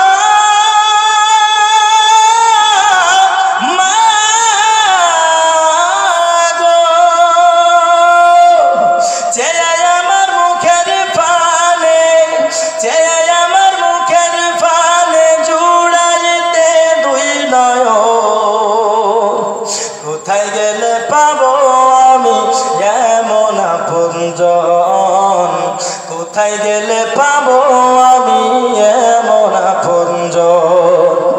আমার লাগা কাঁদলে মা গো, আমার লাগা কাঁদলে মা গো সারাটি জনম, কোথায় গেলে পাবো আমি এমন আপনজন, কোথায় গেলে পাবো আমি এমন আপনজন।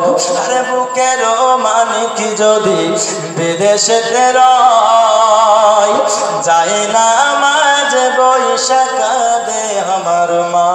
জোরে বলুন সুবহানাল্লাহ।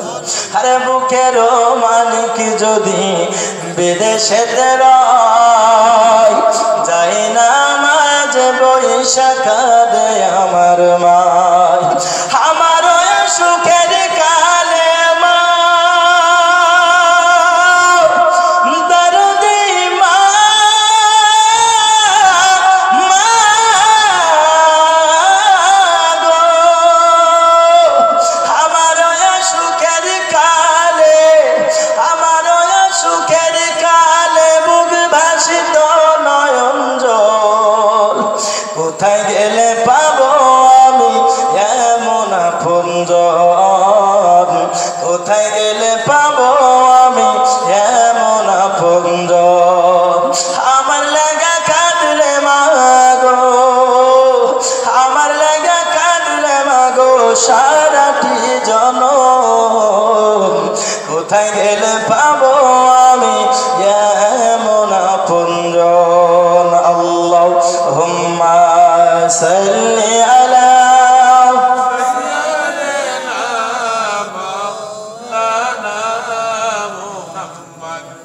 وعلى آل سيدنا مولانا محمد صل على محمد صلوا على محمد हरदम ज़बान से निकलो पाक नामे मोहम्मद हरदम ज़बान से निकालो शफीना محمد মা জননী যখন এই কথা বলল, সন্তান বলতেছে, মা তুমি কি বোঝাতে চেয়েছো আমি বুঝতে পেরেছি।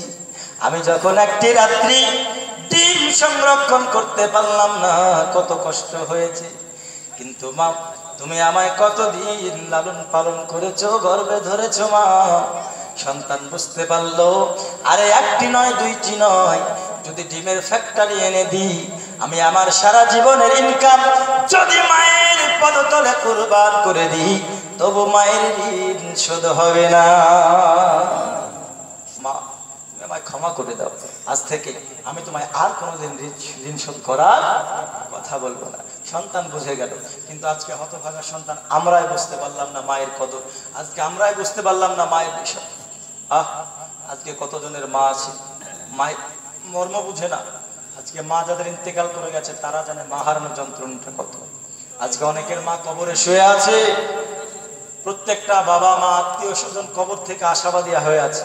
কি জানেন, প্রত্যেকটা কবরবাসী আশাবাদী হয়ে থাকে যে আমার সন্তান আমার জন্য দোয়া করবে, দান করবে, সাদকা করবে। আজকে আমার কন্যা আমার জন্য দোয়া করবে, দান করবে, সাদকা করবে। আজকে আমার স্বামী, আজকে আমার স্ত্রী, যে যা কিছু কবরে শুয়ে আছে সকলের আত্মীয় স্বজনের কাছ থেকে এই আশাবাদী হয়ে আছে যে আমার সন্তান, আমার ভাই, আমার বোন, আমার স্বামী, আমার স্ত্রী আজকে আমার জন্য দোয়া করবে, দান করবে, সাদকা করবে। আর সেই দান সাদকা দোয়ার বদলা আল্লাহ পুরস্কার স্বরূপ কবরে পৌঁছিয়ে দিয়ে কবরের আযাব মাফ করে দেয়। জোরে বলুন সুবহানাল্লাহ। এটাকেই বলছে ইসালে সোয়াব, ঠিক না? এটাকেই বলছে ইসালে সোয়াব। আর যেটার উদ্দেশ্যে আজকে এর আয়োজন সাজানো, যে না কবরে শুয়ে আছে যিনারা, তিনাদের জন্য দোয়া হোক, তাই না? তিনাদের জন্য দোয়া হোক। কিন্তু আজকালকার মানুষ দোয়াটাকে আমরা উঠিয়ে দিচ্ছি। কিছু কেউ কেউ তো আমার কাছে দোয়াই জানে না। জানবে কি করে? বাপ মা তো শেখায় না। বাপে চায়ের দোকানে বসে ক্যারাম খেলে, আজান হলে মসজিদে যায় না। আর মায়ে তো মোবাইলে সিরিয়াল দেখে, আজান হলে নামাজ পড়ে না, কোরআনও পড়ে না। বুঝতে পারলেন? কোরআনও পড়ে না। এই হচ্ছে ব্যবস্থা, আর এই হচ্ছে অবস্থা। তাহলে কি করে আগামী জেনারেশন উন্নতি হবে বলুন? আজ যদি মুসলমান নামাজে না যান, আজ মুসলমান যদি সঠিকভাবে ইসলামের মধ্যে পরিপূর্ণভাবে প্রবেশ করতে নাই পারেন, তাহলে মুসলমান আপনারা শুধু হয়েছে, প্রকৃত মুসলমান এখনো হতে পারেন। কেন? কারণ প্রকৃত মুসলমান যারা হবে তারা ইসলামের কোনো বিষয়, ইসলামের যেগুলো অপরিহার্য ইবাদতগুলি আছে, নামাজ রোজা, এগুলোকে ছাড়বে মুসলমান বলুন? আজকে প্রকৃত মুসলমান হলে এই জায়গাতে শ্রোতার অভাব থাকতো না। থাকতো? কথা বলো না, থাকতো কি? থাকতো না। কিন্তু কেন নাই? কারণ ইসলামকে এখনো নিজের মধ্যেই করে নিতে পারেনি। কেমন জানেন? এই যে আগামী কোরবানি আসছে না, কোরবানি আসছে কি না? কোরবানিতে সকলেই কোরবানি কিনবে, কিনবে না? কোরবানি কিনবে। হ্যাঁ, তো একজন ব্যক্তি কোরবানি রেখেছে, বুঝলেন, ছাগল। তো কোরবানির আগের দিন এবার আপনার মশলা টসলা, পেঁয়াজ, রসুন ইত্যাদি কিনে এনেছে। কেন? তো কালকে কোরবানি, ছাগল জবাই হবে, মাংস রান্না করতে হবে। হ্যাঁ, তো ওই কোরবানির ছাগলেই আগের দিন মশলাগুলো খেয়ে নিয়েছে, বুঝলেন? আপনাদের কি ধারণা হয় একটু বলুন তো, যে ছাগলে তো মশলা খেয়ে নিল, যে ছাগল রান্না করার জন্য এনে মশলা রাখলাম, ওই ছাগলই তো মশলা খেয়ে নিল। ওই মশলা ওর পেটের মধ্যে চলে গেল। এখন ওই মশলাতেই ওই মাংস রান্না হবে জবাই করার পরে, নাকি আবার নতুন করে মশলা নিয়ে আসতে হবে? যার লাগে যা তাতে খেলো তা, তাহলে হবে কি তা, নাকি লাগবে তা, তাই না? তো কি হয়, আবার মশলা নিয়ে আসতে হবে নাকি? ঠিক যেমন মশলা খেয়ে নিলে ওই ছাগলের আর মশলাতে হবে না, মশলা আবার নিয়ে আসতে হবে, ঠিক তেমন মুসলমান ঘরে জন্ম নিলে শুধু মুসলমান হওয়া যায় না, আবার প্রবল করে যখন তার বুদ্ধি জ্ঞান ফিরবে নতুন ভাবে ইসলামের মধ্যে প্রবেশ করতে হয়। জোরে বলুন সুবহানাল্লাহ। প্রবেশ করতে হয়। কিন্তু আমরা শুধু আইডেন্টি কার্ডে আমাদের লেখা আছে আমরা মুসলমান, আমাদের ধর্ম কি মুসলমান, কিন্তু আসলে প্রকৃত আমাদের নিজের অন্তরে আমরা ইসলামকে গ্রহণ করতে পারি না। আজ মুসলমান ছন্ন ছাড়া। আজ মুসলমানরা ইসলামকে সঠিকভাবে বুঝতে না পারার কারণে আজকে দেখুন আমাদের ভারতবর্ষের অবস্থা কি জানেন? এই যে ওয়াকফ বিল পাশ হয়ে গেল, অনেকেই জানে না ওয়াকফটাই কি, তাই না?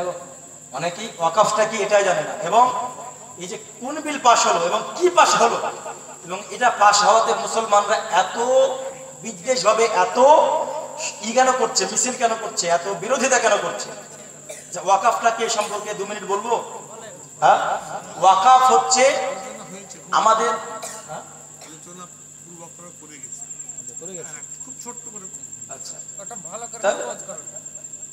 ছেড়ে দিয়ে যাও, সময় অনেক হয়ে গেছে। কত শরীফ আল্লাহুম্মা সাল্লি আলা সাইয়্যিদিনা মাওলানা মুহাম্মদ ওয়া আলা আলি সাইয়্যিদিনা মাওলানা মুহাম্মদ সাল্লাল্লাহু আলা মুহাম্মাদিন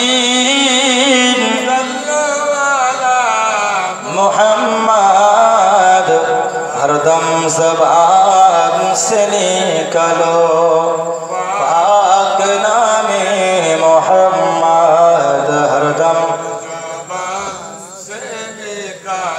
शफीना मुहम्मद सल्लल्लाहु ताला अलैहि वसल्लम। যাই হোক, বললাম যখন ছোট্ট করে আমি একটু বলে দিই, সেটা হচ্ছে ওয়াকফ সম্পত্তি হচ্ছে আমাদের পূর্বপুরুষ মুসলমানদের দানকৃত সম্পত্তি, যেটা একমাত্র ইসলামের জন্যই ব্যবহার হবে এবং দ্বীনি কাজে ব্যবহার হবে। কথা বুঝতে পারলেন? দ্বীনি কাজে ব্যবহার হবে, যেটার সংরক্ষণে শুধু মুসলমানরাই ছিল। কিন্তু এখন কি বিল পাশ হলো? বিল এটাই পাশ হলো যে মুসলমানদের যে সব সম্পত্তি, যেটা থেকে মসজিদ, অনেক ওয়াকফ সম্পত্তিতে অনেক আমাদের পূর্বপুরুষ দাদা এবং আমাদের পূর্বপুরুষ যারা আছে তারা শত শত জমি, শত শত জায়গা, কেউ মসজিদ বানাতে, কেউ মাদ্রাসা বানাতে, কেউ দরগা বানাতে ইত্যাদি বানাতে দিয়ে গেছে কি দেয় নাই? ইসলামের কাজে যেন ব্যয় হয়, দ্বীনি খিদমতে যেন ব্যয় হয়, যার জন্য দিয়ে গেছে। উপকারিতা কি?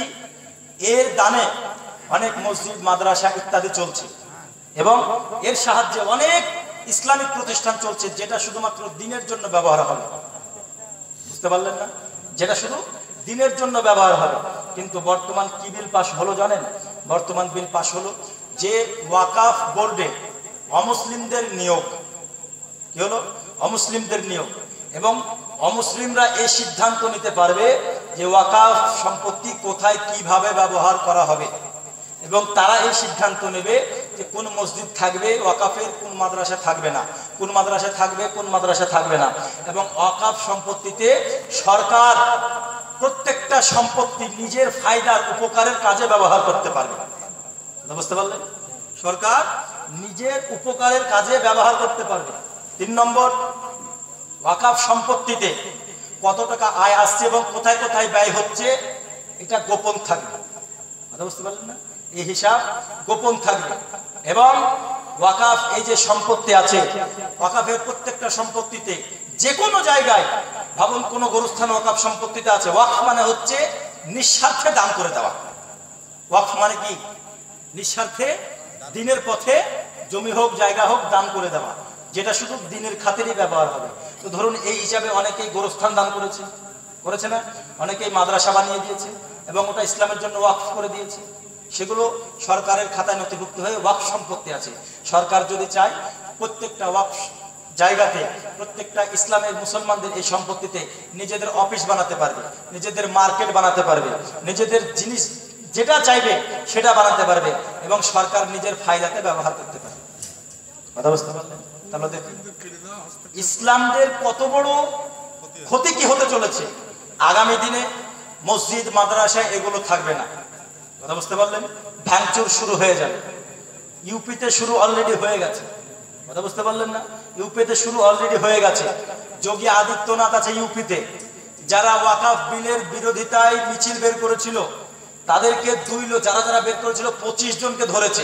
কয়জনকে? 25 জনকে ধরেছে এবং সে আইন পাশ করে দিয়েছে, এটা যোগী আদিত্যনাথ, যে যারা যারা ওয়াকফ বিলের বিরোধিতা করবে এবং মিছিল বের করবে, যাকে ধরতে পারা যাবে 2 লক্ষ টাকা ফাইন করা হচ্ছে। কথা দেখুন, 2 লক্ষ টাকা ফাইন করা হচ্ছে। আজকে মুসলমানের যে সম্পত্তি মুসলমানের কাজে ব্যবহার হওয়া দরকার সেটা মুসলমানদের কাছ থেকে কেড়ে নিয়ে নিজেদের কাজে লাগাচ্ছে। এবং আগামী দিনে আপনারা কি ভাবছেন, সরকারের এটা বড় একটি ষড়যন্ত্র যে মসজিদ মাদ্রাসা এবং মুসলমানকে নিস্তনাবুদ করে দেওয়া।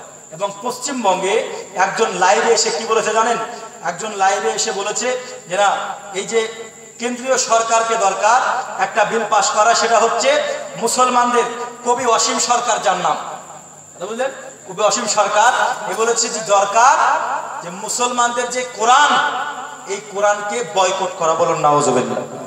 কি করা? এই কোরআনকে বয়কট করা। আজ ওয়াকাফ বিল যেই পাশ হয়ে গেছে, আজকে আপনারা মনে করছেন যে আপনাদের প্রতি কোনো আঘাত আসবে না, একটি সময় এমন আসবে বড় বড় যেগুলো প্রতিষ্ঠান আলেম মাওলানা তৈরি হওয়ার, সেগুলো বন্ধ হয়ে যাবে। তা আমি আপনাদেরকে বলি, মুসলমান এক হয়ে ওয়াকাফ বিলের বিরোধিতায় আমাদেরকে রাস্তায় নামার দরকার আছে না নাই? জোরে বলুন, আছে না নাই? বিভিন্ন জায়গায়, বিশেষ করে ওয়ার্ল্ড বেঙ্গল ইমাম মুয়াজ্জিন অ্যাসোসিয়েশন এন্ড চ্যারিটেবল ট্রাস্ট এর মাধ্যমে বা কোনো ইমাম সংগঠনের মাধ্যমে, যে কোনো মাধ্যমে যদি ওয়াকাফ বিলের বিরোধিতার কোনো মিছিল ডাকা হয়, কোনো র্যালি ডাকা হয়, আর মুসলমানকে যদি ডাকা হয়, মুসলমানের হিসাবে আমাদের ইমানি দায়িত্ব নিয়ে সেই জায়গাতে হাজির হওয়ার দরকার আছে না নাই? হাজির হওয়ার দরকার আছে। আপনাদের সকলকে আমি বলবো, ঘরের ভিতরে এই পরিস্থিতিতে যদি আমরা থাকি তাহলে আমাদের অবস্থা খুব খারাপ হবে, খুব খারাপ হবে। আজকে আমরা মুসলমান যদি আমাদের সম্পত্তি অমুসলিমদের ব্যবহারের ক্ষেত্রে আমরা এমনিতেই ছেড়ে দিই, তাহলে আমাদের মতো দুর্ভাগ্য মুসলমান আর কেউ থাকবে? আর কেউ থাকবে না। আজকে আমাদের একের পর এক আঘাত হতে চলছে। আজকে আমাদের ইসলামের প্রতি আঘাত, কখনো নবীর প্রতি আঘাত হচ্ছে, কখনো আপনার কোরআনের প্রতি আঘাত হচ্ছে, কখনো বড় বড় বুজুর্গদের প্রতি আঘাত হচ্ছে। এমন করে করে ইসলামের যে প্রাণ, ইসলামের যে মান শান, সব সময়তে অমুসলিম এবং অন্যান্য ধর্মীরা চাইছে যে ইসলামকে দুনিয়া থেকে, বিশেষ করে ভারতবর্ষ থেকে মিটিয়ে দেওয়া। একটি কথা মনে রাখবেন, হুব্বুল ওয়াতানে মিনাল ঈমান।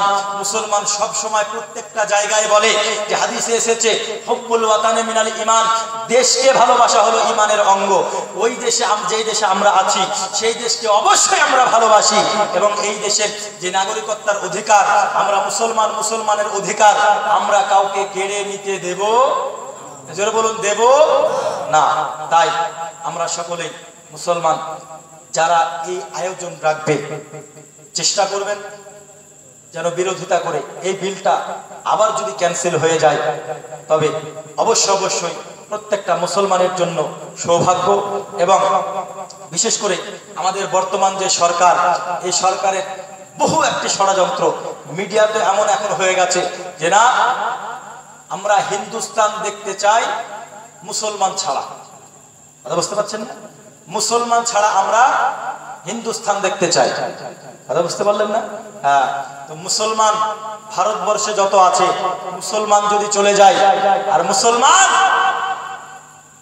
ইতিহাস পড়ে দেখো, আমাদের বাপদাদা এবং আমাদের রাজা বাদশাহ সুলতান যারা ছিল, ইসলামকে কেমন ভাবে কায়েম করেছে, ভারতবর্ষে ইসলামকে নিয়ে এসেছে।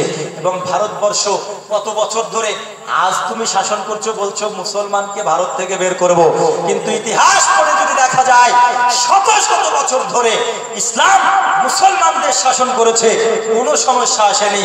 আজকে অমুসলিমরা দেশ শাসন করতে এসে কি হচ্ছে? মুসলমান ছাড়া আজকে আমরা ভারতবর্ষ দেখতে চাই। একটি কথা মনে রাখবে, মুসলমান কখনো মৌতের ভয় করে না। মরণের ভয় করে? জোরে বলুন, ভয় করে? মুসলমানদের মরণটা হলো শাহাদাত। মরণটা কি? আজকে আমরা যদি দেশের জন্য, আজকে আমরা যদি জমির জন্য, আজকে আমরা যদি জায়গার জন্য, আজকে যদি মুসলমানের সম্প্রতি এবং মুসলমানের অধিকারের জন্য লড়তে হয়, লড়ে আমরা শহীদ হব। কেমন? যেমন আজকে গাজার মুসলমান দেখুন, আজকে গাজার উপরে কত অত্যাচার হচ্ছে। আজকে ইসরায়েল গাজার উপরে যে অত্যাচার করছে, আজকে গাজার মুসলমানদের প্রতি যে বোমা বর্ষণ করা হচ্ছে, তারা আজকে উঠতে লাগছে, কেউ মারা যাচ্ছে, যে শহীদ হয়ে জান্নাতে তারা পৌঁছে যাচ্ছে। তাদের ঈমান এত পোক্তা, এত যে তারা কষ্ট পায়, এত তারা আঘাত পাচ্ছে, তবুও কিন্তু তাদের মুখের একটি আওয়াজ সব সময় আল্লাহু আকবার। জোরে বলুন সুবহানাল্লাহ। কি শব্দ আছে? আল্লাহু আকবার। আমরা মুসলমানদের গাজার মুসলমানের মতো সেই রকম ঈমানি জাযবা আমাদের সকলের মধ্যে থাকা দরকার এবং আমাদের অধিকার আমরা কখনো ছাড়বো না। এতে যদি আমাদের জীবন দিতে হয় আমরা দেব। কেন? কারণ ওয়াতানের জন্য, নিজের অধিকারের জন্য জান যদি কেউ দেয়, সে শাহাদতের দরজা পাবে।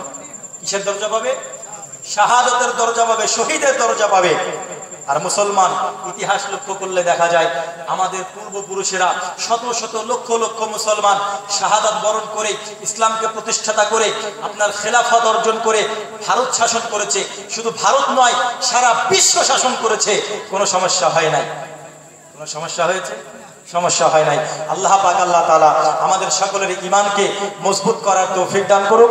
সকলে বলে আল্লাহুম্মা আমিন, আল্লাহুম্মা আমিন।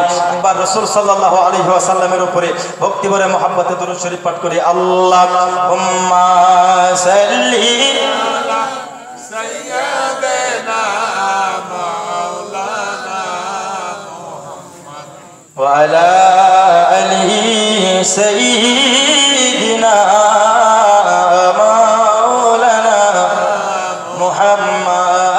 صلوا على محمد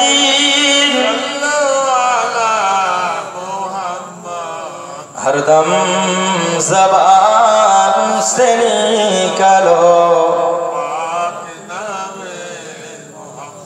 हरदम ज़बान से निकालो शफीना। বাবাজি আমার, আমি যেই দিকে ছিলাম আল্লাহর কোরআন বলেছেন ওয়াবিল ওয়ালিদাইনি ইহসানা, আমরা সবাই পিতামাতার সঙ্গে সৎ ব্যবহার করব কি করব না? আমরা পিতামাতাকে ভালোবাসবো তো ইনশাআল্লাহ? ভালোবাসতে হবে। পিতামাতার সঙ্গে সর্বদা সৎ ব্যবহার করুন। কেন? আপনার কথায় যদি পিতামাতা কষ্ট পায় আর আপনি যদি কাবা ঘরের ইমাম হয়ে যান, তাহলে আপনার ইমামতি কবুল হবে না। আব্বাজি আমার, আমি বলেছিলাম জান্নাতে যাওয়ার পথ সেটা হলো পিতামাতার সেবা করুন, দরদি। কারণ আমার নবী বলেছেন মায়ের পায়ের তলে জান্নাত, আর বাবা হলো জান্নাতের দরজা। জোরে বলুন না সুবহানাল্লাহ। বাবা জান্নাতের দরজা, তবে জান্নাত পাওয়া যাবে। বাবা আমার দরদি, তবু আপনার আল্লাহ বলেছেন ওমা খালাকতুল জিন্না ওয়াল ইনসা ইল্লা লিয়াবুদুন। ও আমার দুনিয়ার মানুষ, আমি জিন এবং ইনসানকে সৃষ্টি করি নাই, কিন্তু করেছি একমাত্র আমি আল্লাহর ইবাদতের জন্য। হে মুসলমান বাবাজি, শোনামানিকে আমার, আল্লাহ যে ইবাদতগুলি আমাদেরকে দিয়েছেন, এই ইবাদতগুলি আমাদেরকে করা দরকার। আমরা নামাজ পড়বো, আমরা রোজা করবো, নচেত বাবা কাল হাসরের মাঠে মাহশরের প্রান্তরে সূর্য যখন মাথার আঘাত করে চলে আসবে, জমিন তামা হয়ে যাবে। আর হাসরের মাঠে মাহশরের প্রান্তরে বাবা যেই যা আমল করবে, যেই যা নেকি করবে, ইবাদত করবে বাবা, কাল হাসরের মাঠে মাহশরের প্রান্তরে মানুষ যখন হাসরের দিকে রওনা দেবে বাবা, সূর্য আঘাত করে থাকবে আর জমিন তামা হয়ে যাবে। এত কষ্ট হবে, এত কষ্ট হবে। আল্লাহকে ডাকবো, আল্লাহ আমাদেরকে পরিত্রাণ দাও, আমাদেরকে পরিত্রাণ দাও। কিন্তু আমার আল্লাহ 25,000 বছর কোনো ডাকে সাড়া দেবে না। কয় বছর? 25,000 বছর। দুনিয়ার হিসাবে 25,000 বছর, আর হাসরের দিনে হচ্ছে অর্ধেক দিন। কয়দিন? অর্ধেক দিন। অর্থাৎ দুনিয়ার 50,000 বছর আর কিয়ামতের একটা দিন হলো সমান। জোরে বলুন সুবহানাল্লাহ। কিয়ামতের হিসাবে আমরা কতদিন বেঁচে আছি? একদিনকে লাখ ভাগ করেও এক ভাগও না, তাই না? 50,000 বছর, 1000 তো দূরের কথা, 1000 দূরের কথা, 900, 800, 700, 500 এখন সেঞ্চুরি মারা বিশাল মুশকিল। 100 পার করতে গিয়ে ও চুল দাড়ি বিছানায় পুড়ে টুড়ে এমন লেসড়া হয়ে যাচ্ছে, মানে ও এখন 60-70 টপকে যাচ্ছে না? 60-70 শেষ। 100 বছর খুবই কম লাস্টিং করছে মানুষ, তাহলে কোথায় 25,000 বছর? আল্লাহ কোনো ডাকে সাড়া দেবে না, তাহলে কি হবে আমাদের সেই দিনে? ওই আমার দরদি পৃথিবীর জমিনে যারা নামাজ পড়ে নেকি অর্জন করেছে, যারা রোজা করে নেকি অর্জন করেছে, যারা হজ করে নেকি অর্জন করেছে, যারা জালসা শুনে নেকি অর্জন করেছে, দরদি এই নেকি যার যত বেশি, কাল হাসরের ময়দানে তার তত কষ্ট কম হবে। যার যত গুনাহ বেশি হবে, কাল হাসরে তার তত কষ্ট হবে। তাই বাবাজি আবার নামাজ পড়ুন, আমল করুন, নেকি অর্জন করুন, তার জন্য ওই 25,000 বছর কষ্ট কম পাওয়া যাবে। আমার দরদিরাও ওই হাসরের ময়দানের কষ্ট থেকে যদি বাঁচতে হয়, পৃথিবীর বুকে আমাদেরকে 5 ওয়াক্ত নামাজ পড়া দরকার আছে না নাই? যদি বলুন আছে না নাই? কারা কারা আমরা 5 ওয়াক্ত নামাজ পড়বো আল্লাহর কাছে বলি ইনশাআল্লাহ? হাত তুলে বলুন না ইনশাআল্লাহ। দেখছেন নামাজ পড়ার কথা বলছি তো, মানে এদের চাচি হয়েছে, বুঝলেন? মানে কি হুজুর খুব জোর কোন রকম ইনশাআল্লাহ বলাছে, পরে যার পড়বে কি পড়বে না আল্লাহ জানে। হ্যাঁ, এই যে জালসা শুনে যাবেন, জালসা শুনে যাওয়ার পরে যদি ফজরের নামাজটাই কাজা হয়ে যায়, জালসা শুনে কি হবে গো? হ্যাঁ, সবই ব্যর্থ, বুঝলেন? তাই আর এত বড় জালসার আয়োজন করে যদি 2-1টা ব্যক্তি নামাজি না হতে পারে, তাহলে কি করে হবে? যারা রেগুলার নামাজ পড়েন না, 2 জন ব্যক্তি, যুবক ভাই আমার হাত তুলে বলুন তো, হুজুর আমি নামাজ পড়ব আজ থেকে ইনশাআল্লাহ, এমন কেউ নাই? 2 জন ব্যক্তি। আপনাকে 5 ওয়াক্ত পড়তে হবে প্রথমে আমি বলছি না, 1 ওয়াক্ত করে তো পড়তে পারবেন ডেলি।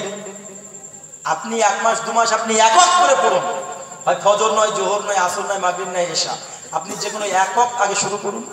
এমন কোনো 2 জন ব্যক্তি পাওয়া যাবে না হুজুর আমি ডেলি দিন 1 ওয়াক্ত করে অন্তত পক্ষে পড়বো, কেউ নাই? এই দেখুন একজন হল, আর একজন এমন কেউ নাই? হ্যাঁ, পড়বেন তো ইনশাআল্লাহ? আচ্ছা ইনশাআল্লাহ অন্তত পক্ষে 1 ওয়াক্ত করে আপনি শুরু করুন। 1 মাস 2 মাস যখন আপনি 1 ওয়াক্ত যাবেন, তখন 2 ওয়াক্ত নামাজ পড়তে ইচ্ছা জাগবে কি জাগবে না? নিশা কেমন করে হয় জানেন? এই ভাই যাচ্ছিস সিগারেট খাচ্ছিস, একটা দিয়ে দিনই টান মারি, একটা দিয়ে তো টান মারি, যখন টান মারলো ও একটা টান মারলো দেখে আর একটা মারি, একদিন একটা খালো, আরেকদিন আর একটা খাবে, তারপরের দিন আর একটা খাবে, তারপরের দিন 1 প্যাক লাগবে, তাই না? নেশা গেলা এমন করে হয়। ছাড়ার নিয়মটা এমন করুন, আপনি ছাড়ার নিয়মটা এমন করুন, আপনি যদি দিনে 20টা বিড়ি খান, আপনি পরের দিন 19টা খান। আপনি হয়তো একবারেই সব ছেড়তে পারবেন না, যদি পারেন ছাড়ুন, যদি না পারেন 19টা খান, তারপরের দিন 18টা খান, তারপরের দিন আপনি 17টা খান। এমন করতে করতে এক সময়তে একটাও ছাড়বে কি ছাড়বে না? যেমন হবে কি হবে না? এক হয়ে যায়। নেশা যেমন আস্তে আস্তে এক থেকে শুরু হয়, ছাড়ার পদ্ধতিটা তো এক থেকে শুরু করতে হবে। আর আমাদের সবাইকে নামাজ পড়ার ভালোবাসা, নামাজ পড়ার নিয়াত এবং নামাজ পড়ার নেশা অন্তরে জাগাতে হলে সর্বপ্রথমে অন্ততপক্ষে 1 ওয়াক্ত থেকে শুরু করতে হবে, তাই না? যাক আলহামদুলিল্লাহ, আজকের প্রোগ্রাম আল্লাহর কাছে আমি বলতে পারবো যে না, আল্লাহর 2 জন ব্যক্তি বলেছে এত বড় লক্ষ লক্ষ টাকা ব্যয় করে যে জালসা সাজানো হয়েছে, অন্ততপক্ষে 2 জন ব্যক্তি তো নামাজি হওয়ার চেষ্টা করেছে, তাই না গো? 2 জন ব্যক্তি তো নামাজ পড়ার চেষ্টা করেছে। আর এই চেষ্টা যে করবে, ভেবে নিন আজকের জালসা সফল হয়ে গেল। জোরে বলুন সুবহানাল্লাহ। আজকের জালসা সফল হয়ে গেল। আল্লাহ পাক আল্লাহ তাআলা আমাদের সকলকে 5 ওয়াক্ত নামাজ পড়ার এবং পিতামাতাকে সেবা করার, পিতামাতার সঙ্গে সদ্ব্যবহার দেখানোর। আর মা খালা আপনাদেরকে বলি, স্বামীর সেবা করুন। মা স্বামীকে ভদ্র ব্যবহার দেখান। কেন স্বামীর আওয়াজের উপরে আওয়াজ কেউ করতেছেন?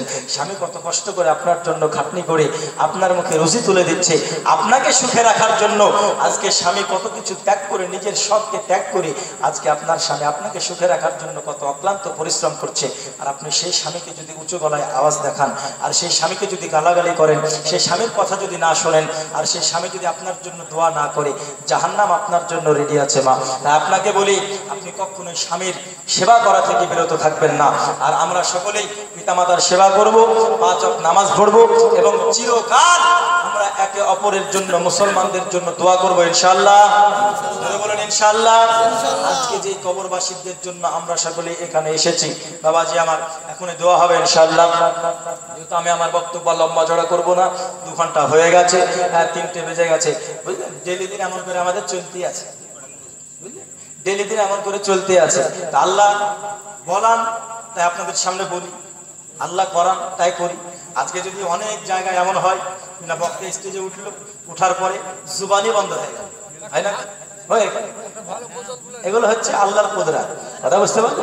তো যাই হোক, যে কবরবাসীদের জন্য আমরা এসেছি আজকে, তাদের জন্য আমাদের সকলের দোয়া করা দরকার আছে না নাই?